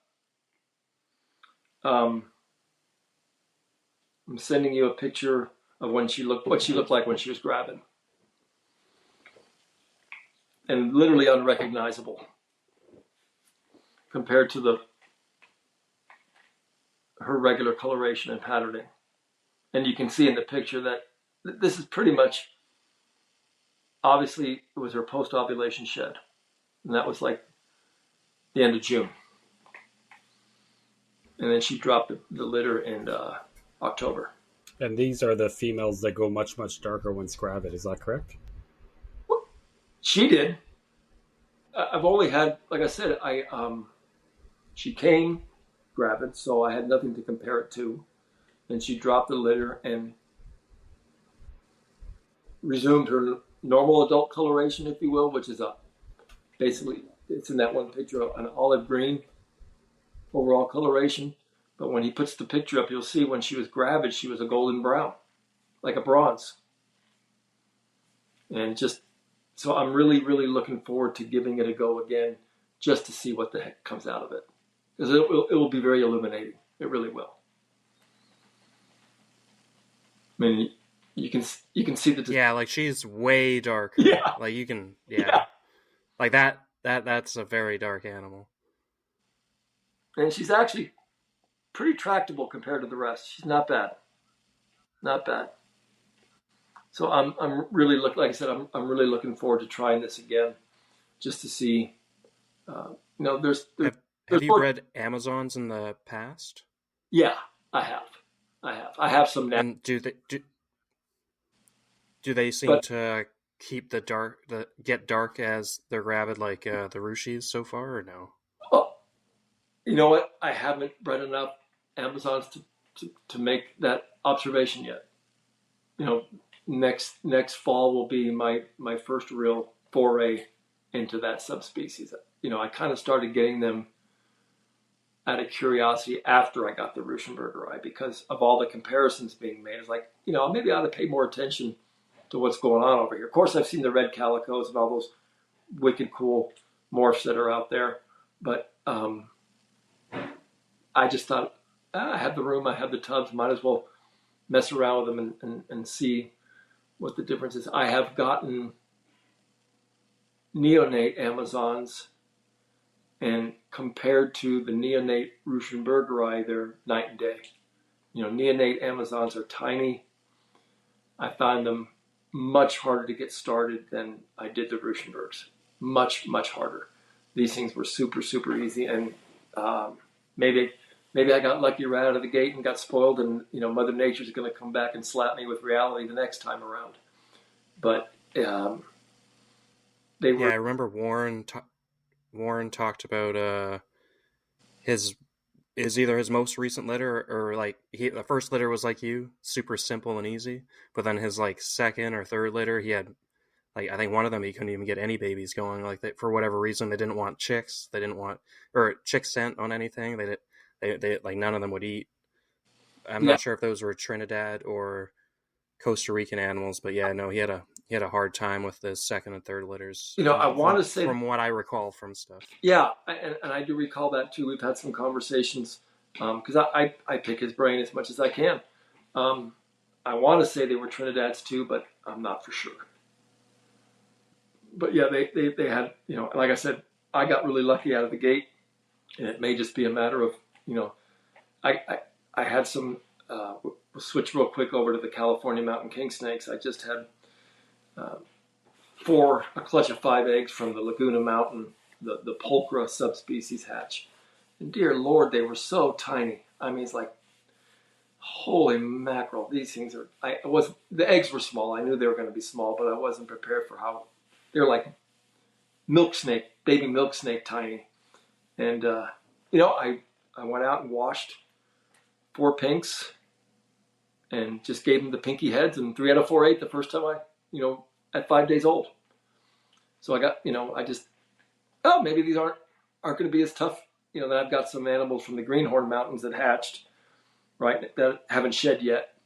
They're twice the size of the Laguna Mountain animals, and I don't really see any issues. I've never had any problem. That's why I like the Zonata is they are generally really, really easy to start on mice.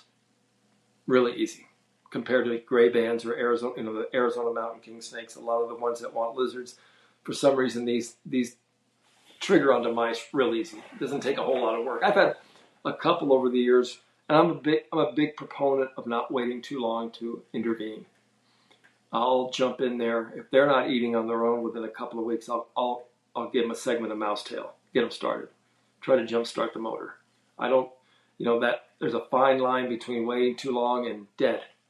And I have no problem stepping in and assist feeding for a few weeks until they get started themselves. It's worth the effort.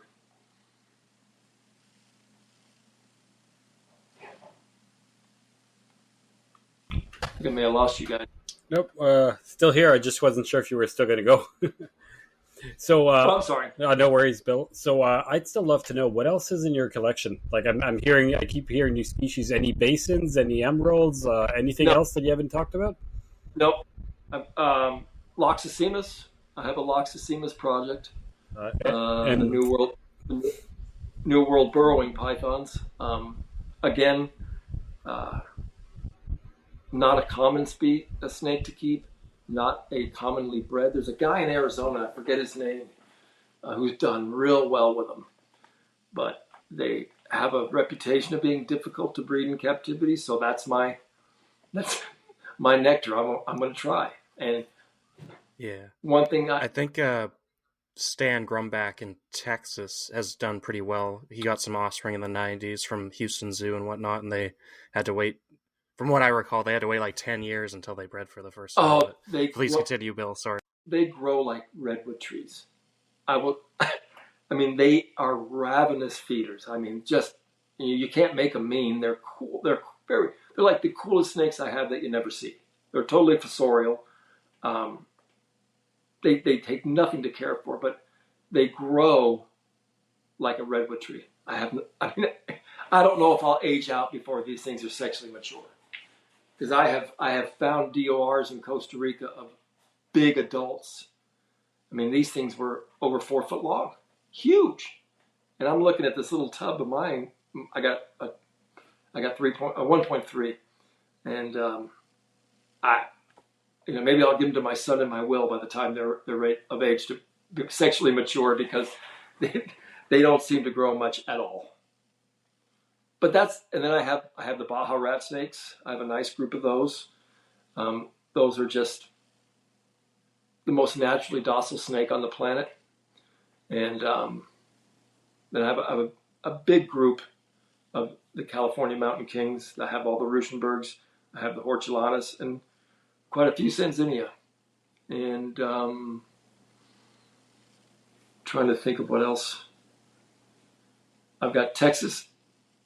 I got New Mexico milk snakes and Texas milk snakes. And then I just got a trio of milk snakes in from Missouri. Because I'm kind of like in a little... Oh, so you have Selenops? Yeah. Nice. And yeah, I've always had a love affair since I found my first California Mountain King snake when I was a junior in junior high, when I lived in California. And I've over the last 6 or 7 years, reacquired my love affair with California Mountain King snakes. I'd forgotten how much I enjoy them, and they're just a pleasure to work with. I mean, they're, like I said, they're undemanding in their care parameters. They're really easy to breed, and the babies are usually pretty darn easy to start on pinks. What more can you ask for? And they're gorgeous. Yeah, they are very nice. Yeah, it seems like Go for it, Mike. The Zonata and the Algama have definitely taken off the last couple of years. Like, they've been around, but it seems like guys like maybe Trumbauer and that starting to talk about them, and a few more people having them. They've kind of definitely exploded a bit. I have a male. I'm waiting on a female. It was a karma bro deal, if you will, for a pair of Baja rat snakes. So at the time, the guy only had the lone male. So I'm due a female, but I don't think it's going to be this year, and that's okay. I'm a big proponent in those kind of things. I like trades. I like karma deals. When money starts getting involved, things get, obviously a little different, and there's more anxiety when you're the seller, I think, when there's cash involved. But when you do a mutually beneficial trade, it's a win-win for both parties. It's a great deal, and for sure. But the only difficult thing with that now is that I'm not adding any more animals. I'm not adding any more projects. I'm done. If anything, it will be a gradual decline. I've got other things I want to do. We are lucky that our youngest boy still lives with us, so we have an indentured servant to watch our dogs so we can travel. But, they're there. Yeah. Yeah, here's a Loxocemus. Dom, you've probably seen these back in the day. But yeah, no, apparently from what Stan Grumbach was saying back in a NPR episode from a long time ago, they would, after 10, 15 years, they get about like 3, 4, like they get a good size. People thought they were small, but then they get actually like pretty big, and then they have like 3 massive babies at like 15 years old. They take forever to settle in, but they're like super neat, bulletproof. And they're super iridescent. They're a great snake to bring to like an elementary school for show and tell, because they're strong. They're but they don't bite ever. They don't. Hold on, I lost you. We still see you. We can hear you. Oh, we still have you. They don't bite. They don't vent or void. They're just effortless. I just wish they grew faster. I have them in a rack. I only have one rack. I'm not a big proponent of rack systems, but most of the animals I keep don't lend themselves well to a rack. When you have a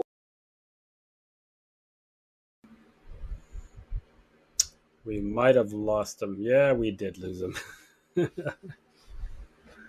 That's all right. I'll just tell him to come back. See if we can get him back in. I find it... Sorry, go ahead. No, you okay. Keep going. I was going to say, I find it really interesting to talk to him, to just hear how things are, because I'm thinking about, like, I'm obviously a little bit, I'm let's say 2 decades above you, and he's 2 decades above me, right? And when I think of these kind of things, I'm like, I have about 50, 60 animals in my care, and maybe, the babies fluctuate up and down. And all I'm thinking is, as I get closer to retirement, his age, I would assume that my animal level would get like really, really high. There you go. Hi, Bill. Welcome back. So I was just saying that we're all like 20 years in between.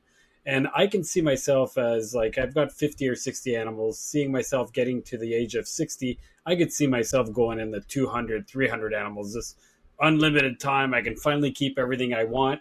And it's funny because you're at the point where you're thinking nothing comes in. I'm slowly going to decrease and decrease. And I feel like I'd be going the opposite. I'd be like, all of a sudden, Yeah. I've got all the time in the world. I Yeah. can do it all. No, there's a, we want to, I want to do a lot of traveling. Fishing is my other passion, and I want to be able to do more of that. And the more stuff you have, the more of a burden it is on yourself or someone else when you leave, and living here in Vegas, I am in perpetual fear of a power outage in the summertime. Wintertime, as we know, they can handle a dip in the temps a lot more than they can handle 117 degrees outside and you have no air conditioning, and it weighs on you. At least it weighs on me. And I'll never not have animals, but I don't think going forward within 10 years I'll have the complexity, or I won't have the variety that I have now. I'll just, have my Sanzinia probably till I leave, and a few other things. But right now the status quo is just enough. It really is just enough. Unless I produce something that is just really a screamer of some wicked derivative, I'm not interested in. I'll get things started. I'll sex them as best I can. These Zonata are going to be very difficult for me. My eyes suck, and I'm really bad at popping animals. I'll probably have to bring in some outside help for that. Fortunately, I got a couple of buddies in the valley here who are super smart snake men, smarter than me, that will help me. Best. I did have one Sanzinia come back, sold a pair, and ended up being 2 males out of like 60 some odd. I missed one, so that's pretty good. But I was glad to get him back because I needed him. Actually, turned out I was really proud. He turned out to be gorgeous, absolutely gorgeous.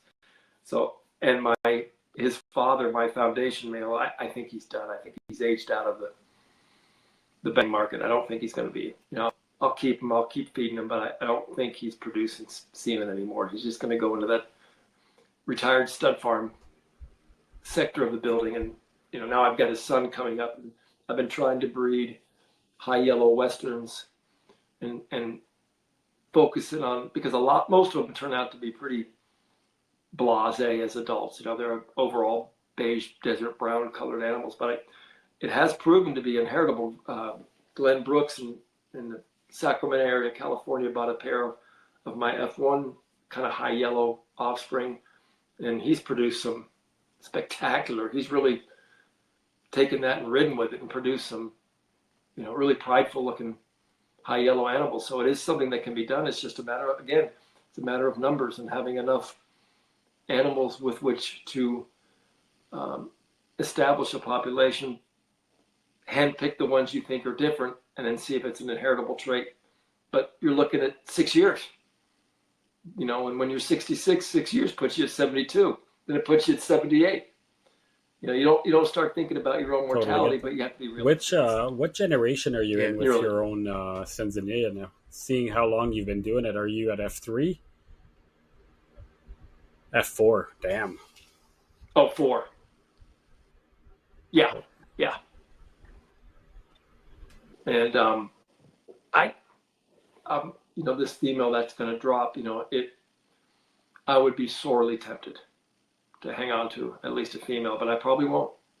And there's probably a lot of people around the country, whoever watches this, clapping their hands right now, because there's a lot of guys out there stuck with lone males right now. And I have to be realistic. I've got a screamer pair of, they're now 3-year-old holdbacks, and that'll be enough going forward. Again, unless something just, if I produce something that's just so crazy, like 90% white, or who knows, I might be tempted, but I have to be realistic, and I have other things I want to do. And my wife has been super patient with me over all these years. And I know when I'm at my saturation point, and I'm there, and I'm happy with it. For sure. I really am. I got plenty of stuff to play with these Ruschenbergs, and seeing what proves out, or not proves out because I didn't do that yet, but what the results are, and throw it out there, open for discussion. Everyone has opinions, and that's great, and that's how you learn. And maybe I'll live long enough to get those Loxies to breed. I'd love to get a crack at those. Those are kind of like the next Calabar boring python for me. I want to be able to figure them out, but they're growing at such a slow rate. I don't know if I could wait them out. Big difference. And then the litter of Intergrade or Ruschenbergs or whatever the heck they are that are now 3 years old, 3 years from now, I'll be pairing those. So that will be a really cool thing to do. Whether I pair brother to sister or breed them back to one of the imported animals, I don't know yet. But at least it'll be really fun to have the options. You know how it is. You go out to your building or your room or whatever it is, and it's when you walk in there and everything's clean and tight and everybody's fed. It's just such a cool feeling. Hatching out these Zonata last week. I run in and I always have, I tell my wife, I'm bringing in the snake. I have to let her know I can't surprise her. And it's the true fountain of youth. I'm 13 years old again. Every time I find one or every time I hatch one out, when that feeling goes away, I'll know I'm done.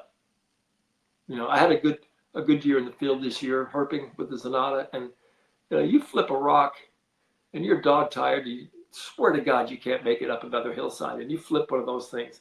And I'm teleported back to 1975, and it's the truth.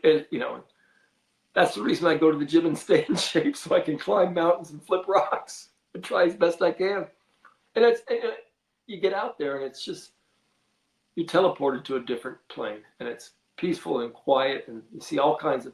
I always tell my wife about the incidental wildlife I see.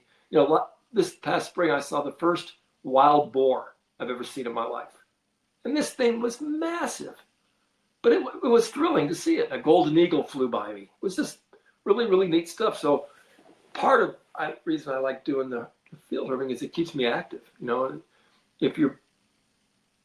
more animals you have, the bigger the boat anchor around your neck, whereas you can't. So I'm trying to discipline myself to thin the herd, focus it on the things enough just to keep the Jones happy, keep me happy. And, share the wealth a little bit down the road, I think. Yeah, for sure. It's I have a feeling when I get, even though I'm only 23 now, when I hit that older stage of herpetoculture, like even right now, I feel only having 30 animals or so. I'm at like my limit because I work 60 hours a week trying to make as much as I can. So that my limited time is not so much. Like it's enough, but like as soon as I get like one lizard or something, you realize, this is like even just one lizard on top of 30 snakes. That's 30 snakes are easy because you walk in the room for 10 minutes every day. You see what needs to go. You water change them 3 times a week and feed them one day. But it's that other thing that just knocks you off, and then it kind of messes up your balance almost of your peace of mind when you walk in that room. But also, I think you owe it to the animals too. If you don't have the proper amount of time or the willingness to devote to a large collection to where you're like, oh, you pull out a drawer or a tub, you're like, crap, I forgot about you, then you're not doing the animals, not doing right by the animals, And I've never been at that point. I don't. It's easy to get there. The biggest change that I've seen that you guys are reaping the benefits of is all the information. I mean, just look at what we're doing right now.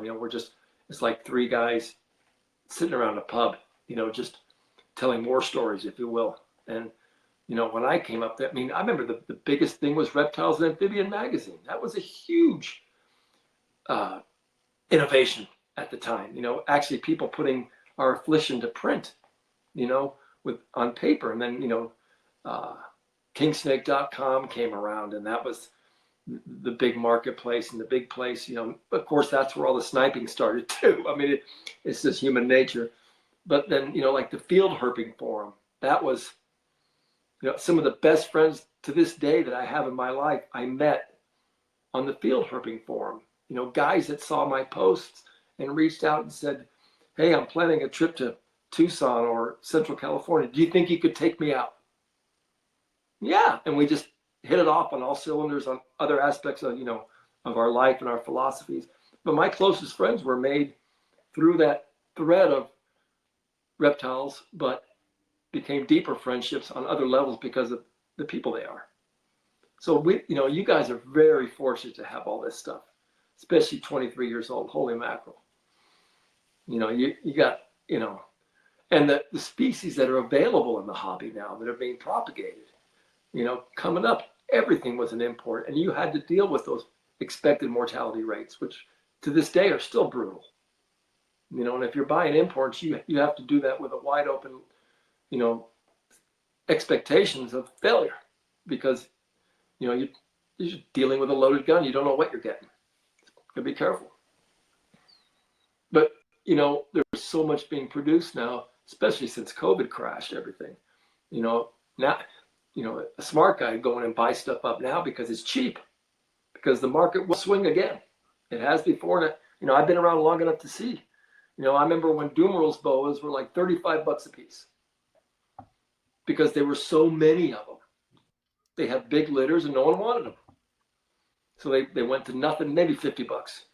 I think now they're quite pricey. I'm not into them anymore, but I think they're quite pricey, and they'll probably crash again.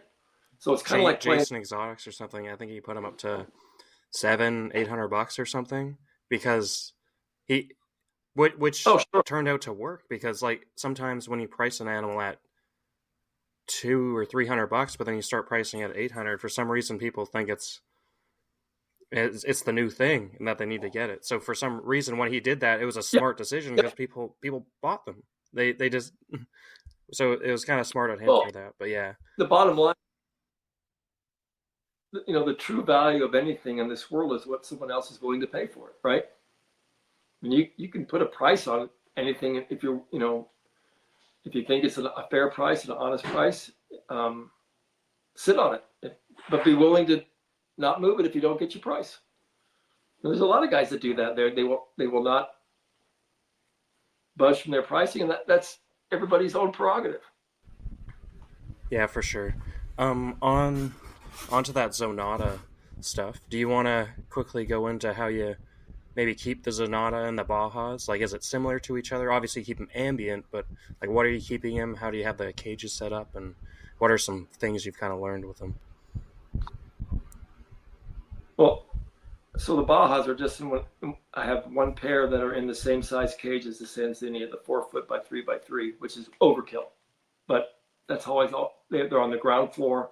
I made like a faux cliff face out of stacked, it's natural rock, if you will, but it kind of to try to replicate like a cut in the desert, a cliff face of different levels, and they can ascend all the way up, kind of like people keep Uromastics, where the higher they get, the closer to the heat panel they are. But I hardly ever have the heat panel on. Literally, they're at room temperature on the ground floor of my building, 80 degrees year round. Now it'll dip down in the wintertime, maybe in the low 70s, but I don't move them. I don't touch them. I feed them the same, and I get a good clutch of eggs every year. I do nothing special. I wish I could, wax poetic about something insight that I have, but I don't do anything special for them. I don't do anything. I just leave them be. And one thing that's funny is the male fasts the entire time the female's gravid. He will not eat. And the minute she lays her eggs and starts eating again, he starts eating. So that, and there's Zonata, I just keep in tubs. Hold on, one of my bulldogs got in here. Go on. Yeah. I said I don't like racks, and I don't, but they are well suited for racks, and they're not very big, so it's an easy way. The big thing with them is locality. People want to know where they came from, and there is a big difference. And even though they're, aside from the agalma, there's been a recent taxonomic change. Robert Hansen just put out this phenomenal brand new California Reptiles and Amphibians field guide, and he pretty much just collapsed all the different subspecies into two. And go on, hold on a second. Go on. But anyhow, if you have animals from the Laguna Mountains, you got to keep them separate from the Greenhorn Mountains, keep them separate from San Bernardino Mountains. It's a more logical way to do so. So you don't, so what you're representing is true. And right now I'm just working with, I have the one Agama, waiting on that female to come. And then I've got quite a few animals from the Greenhorn Mountains, which are kind of a integrated. You guys are from Canada, so you wouldn't know, but you have the main Sierra Nevadas in California. Then right above Bakersfield, you have the Greenhorn Mountains, and then you connect over to the Tehachapi Mountains, and then you go east to other San Gabriel Mountains. Then you end up in the Laguna Mountains at the southern end of California. Then they don't show up again until the Sierra Juarez in Mexico. That's where the Agamas come from. So I have them in racks, like I was telling it at the onset, trying to keep localities in the same stack. They're all the same animals. Whether I collected them, I have dates of when and where I collected them. I even drop a pin on Google Maps on every animal I found. And or if I acquired them in trade from karma deals from buddies, the same information, because they're keeping the same data. But it's important to people that if you want to market them, you know where they're from.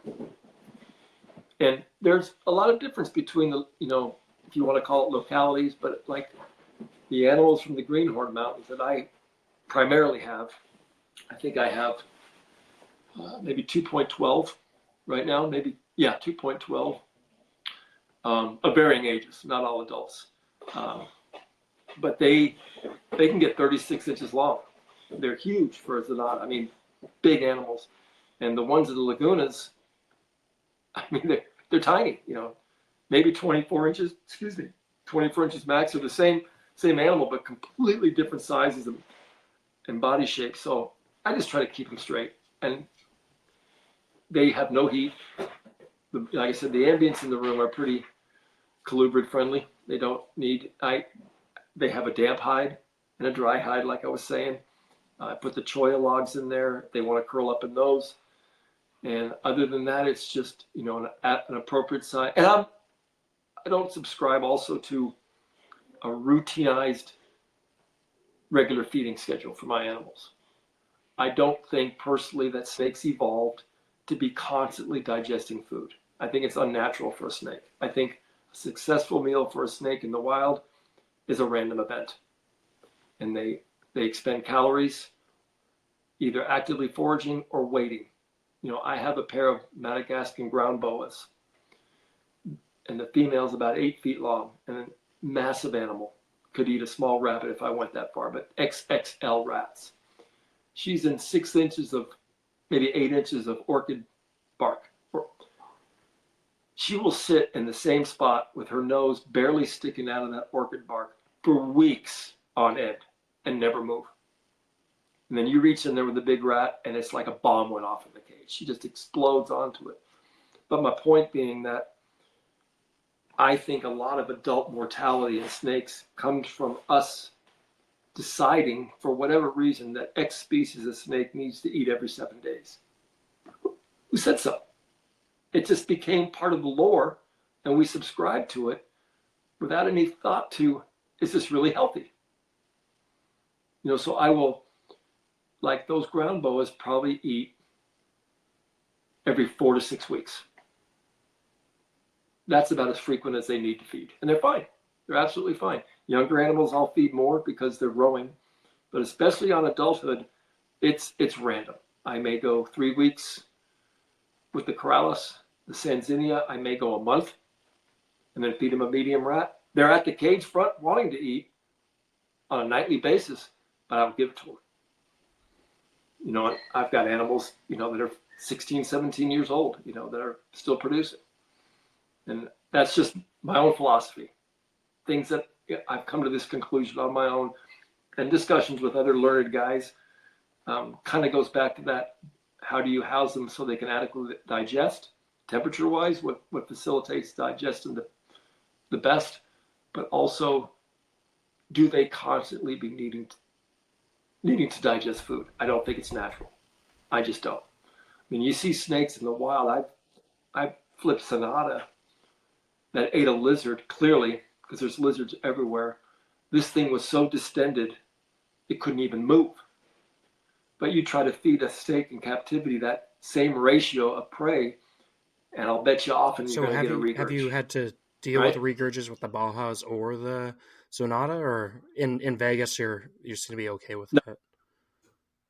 no, no, I haven't. There are some guys that have had regurg issues with Yeah, our Bajas, guest last week has a few and a $1,000s worth lot. of them in his freezer still.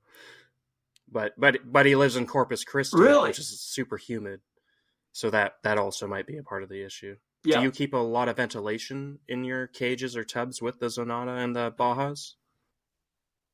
I I, I have two big fans running, and then I have a big canister air filter in the middle of the room to filter the air because I use a lot of aspen. There's a lot of dust, and plus Vegas just has a lot of dust because of the arid conditions.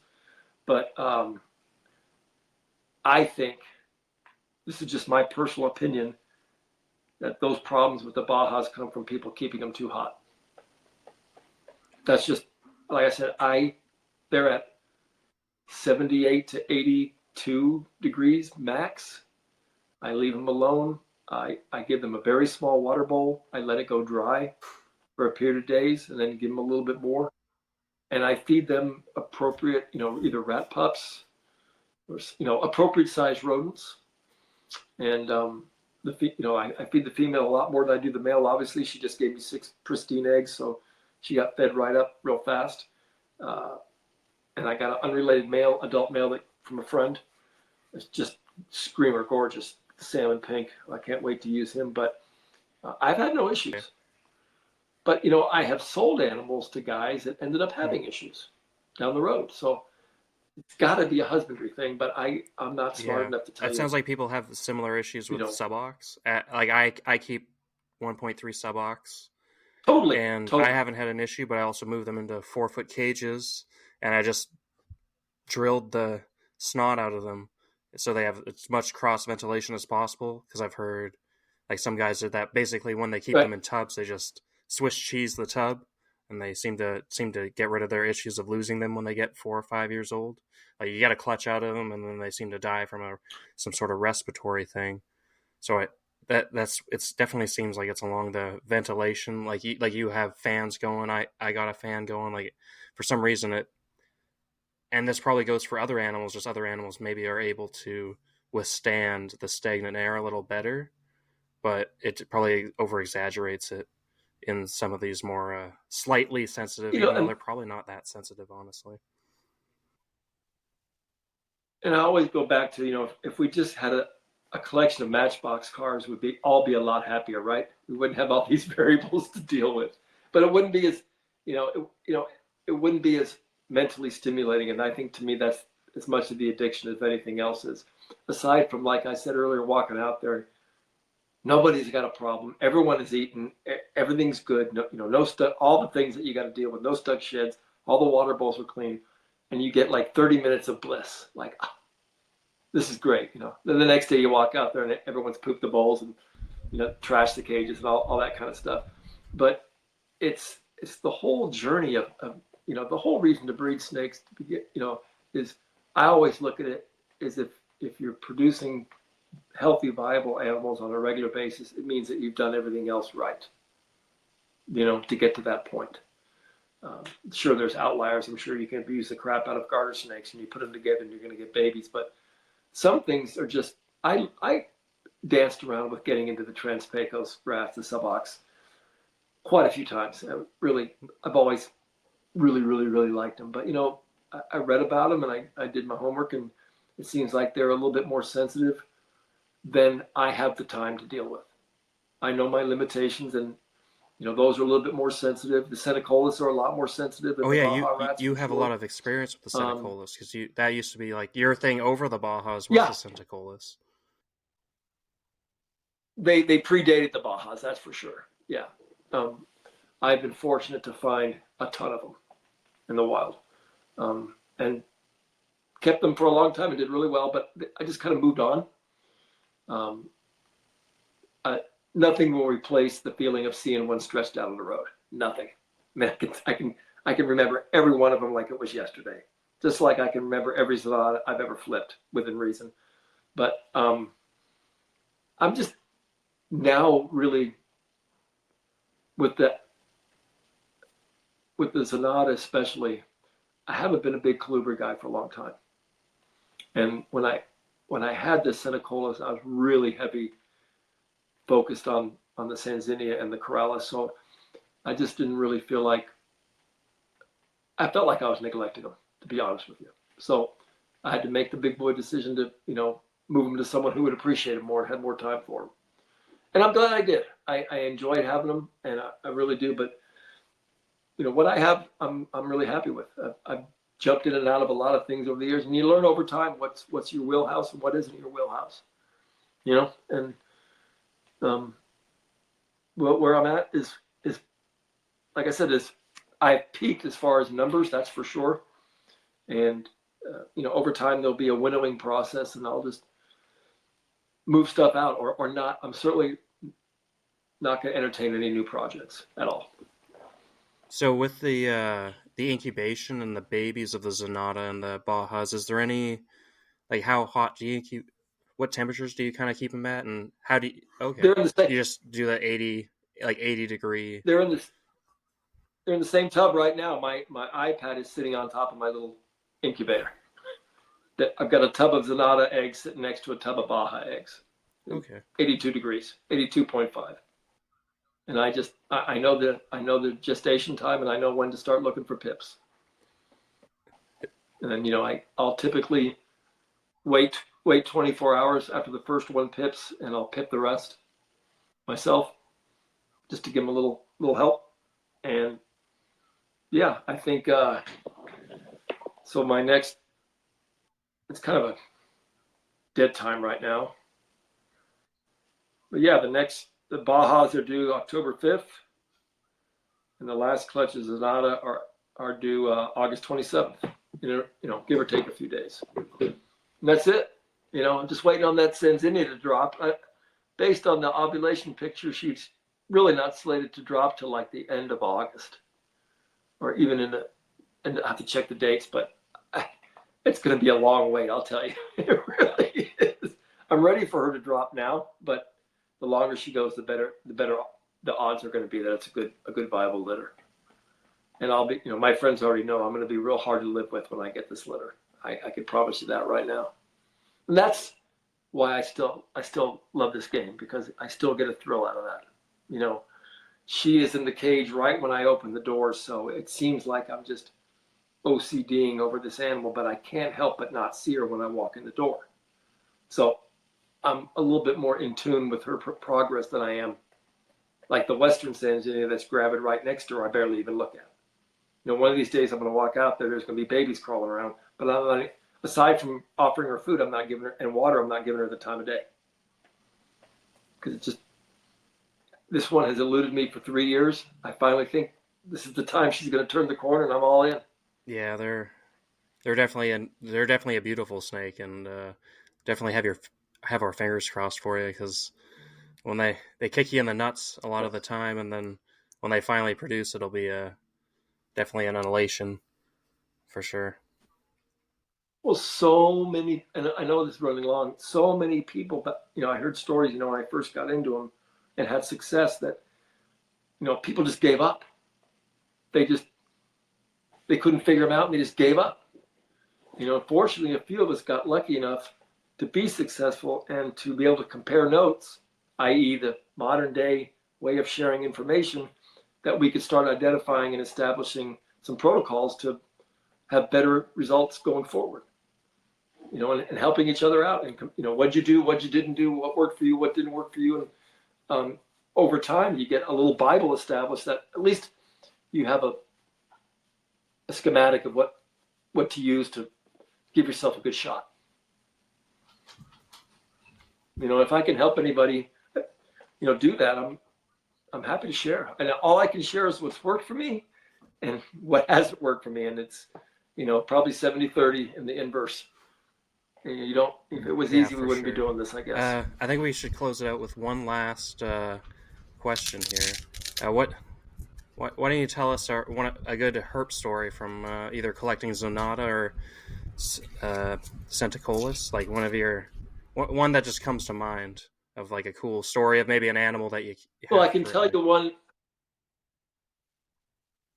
I can tell you. How about one in which I did everything you're not supposed to do? As a little.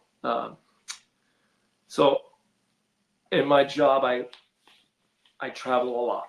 Not so much now. I'm kind of semi-retired slash consulting, if you will, but for my same company. But in my heyday, I traveled a lot, and I would time a lot of my sales trips in prime herping season to that. My territory is California, Arizona, Nevada, Oregon, and Washington. So I got to do a lot of herping on the dime, if you will. One day I was in Bakersfield, California.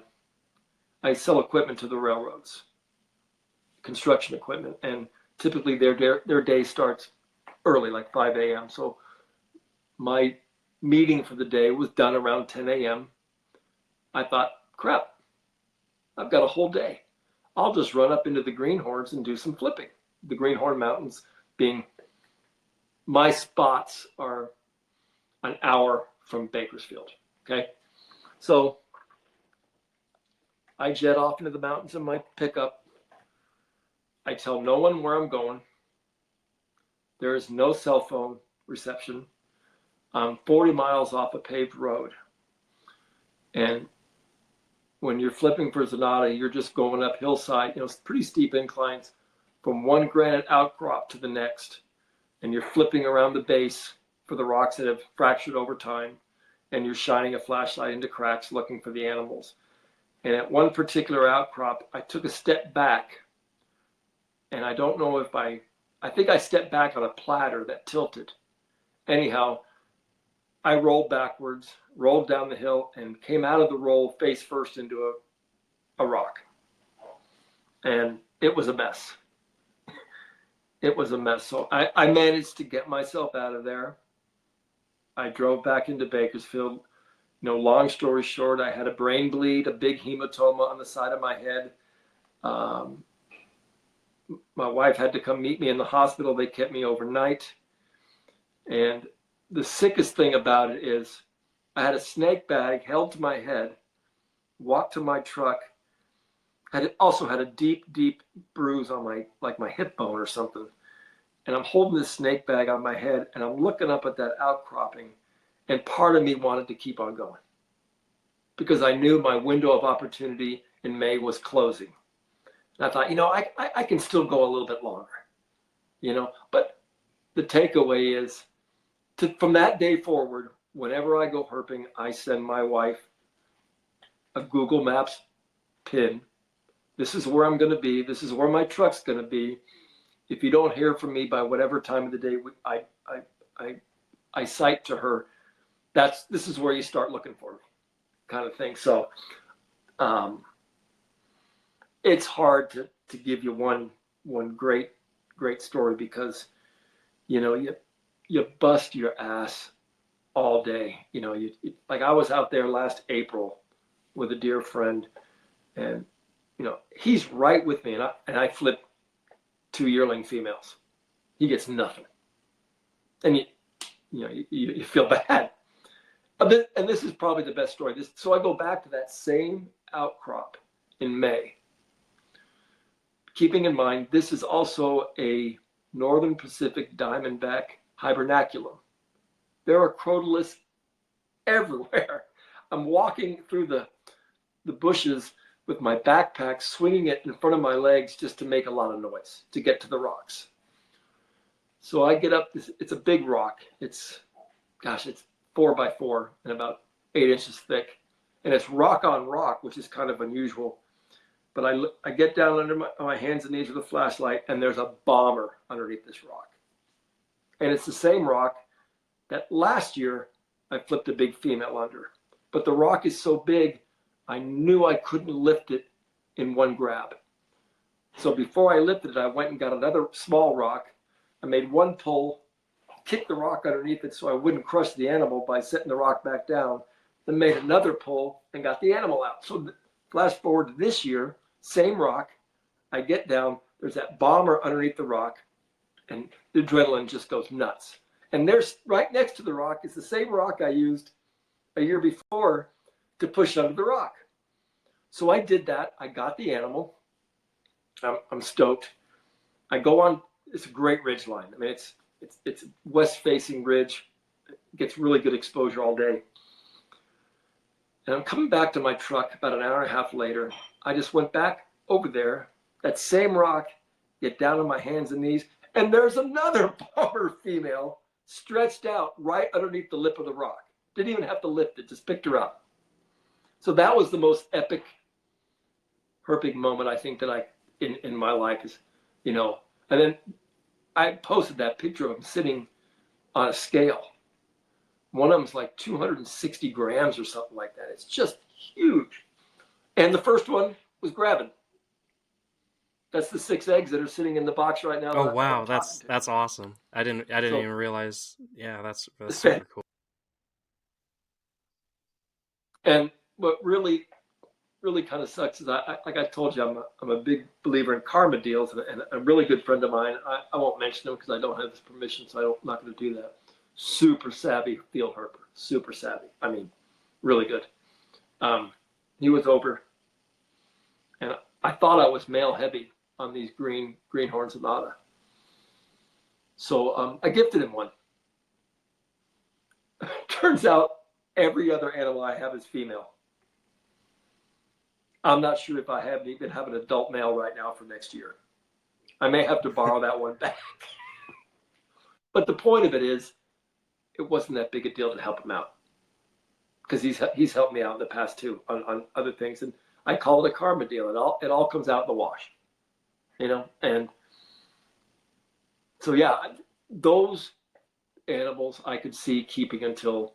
I mean, there's a guy right now that wants to buy some Zonata from me in Colorado. I think he's like 78 years old. And I'm kind of, I'm thinking, I don't see myself at 78 buying snakes from somebody. I just don't. But to each his own. He's like a grandpa. Well, I should be too, but I'm not. So I could see myself keeping these, they'll be the last to go because they're just so cool and so easy. I'd get rid of the Sanzinia probably before the Zonata because I have a romance with them from such a young age. 12, 13 years old. The first one I found, I was out of gas because I was, we were hiking and it came out from between my legs underneath the rock I was sitting on. And I could remember that like it was yesterday. But I couldn't tell you where I left my car keys today. That kind of thing. It's funny how, some memories are just, I can remember every one I found. Literally. I don't need any prompts or pictures or anything. I can remember every one I found. And I'm already looking forward to next May. April, I went too early. Did get the 2 young ones, but May's the month. May, and I'm already making plans. And it's 5 hours from my house. So it's the fountain of youth for me. It really is. Wow. No. So I run you guys That's long. all right. All of ours so far have gone 2 to 2.5 hours, so that's not bad at all, honestly. Okay. Told you, I start rambling, then it's your job. No, that was awesome. That was great. Bill, a huge thank you. Really, really appreciate your wealth of knowledge, the information, the stories. I personally love bringing on people that have had so much experience. I think it's just amazing to hear the past and how you are doing now and everything you've done. I think, again, a million thank you. If anybody wants to get a hold of you, is there anywhere where you'd like to send them to, either email or Facebook or under William Find me Hughes? on Facebook Messenger. Bill Hughes. I have a Desert Okie Reptiles, but I never go there. So just Bill Hughes Las Vegas, and if you see it, if my profile comes up with a bunch of snake pics, it's the same guy. Yeah, and if anyone wants to chat, I can help. If hopefully the 3 of us can stay in touch. I feel like I've made 2 new friends today, and And you guys come down from Canada For sure. someday, Or I'll you take can you come out. up here. I can show you some rubber boas and gopher snakes and stuff. I never get tired of seeing it. I've found a lot of rubber boas. That's a snake that I would love to keep, but I just know it's Yeah, not for fair to them sure. in Vegas. Uh, Just too hot. Bill, we're It's gonna just too darn hot. have you just stay on the line for a bit. Once we close out, we gotta make sure you upload. But yeah, it was awesome. It was great talking to you, and I look forward to All right. talking to you soon. Yeah, I'll take care. No, don't hang up. Just stay on. You don't No, want me you to hang up just Your stay on the internet's a line. little bit slower and the uploading is going to take a couple of minutes. Let me just close it out. So everybody, a huge thank you. Yeah. If you want to reach out to Michael or chat or see anything from him, it's Michael Gillon on Facebook. For Instagram, Reptile Rejects. Thanks for loading on. And for myself, it's Dominic Calvin on Facebook or domsreptiles.com or domsreptiles on Instagram. To everybody, good evening, and thank you for logging on. Have a good day, guys. Bye bye.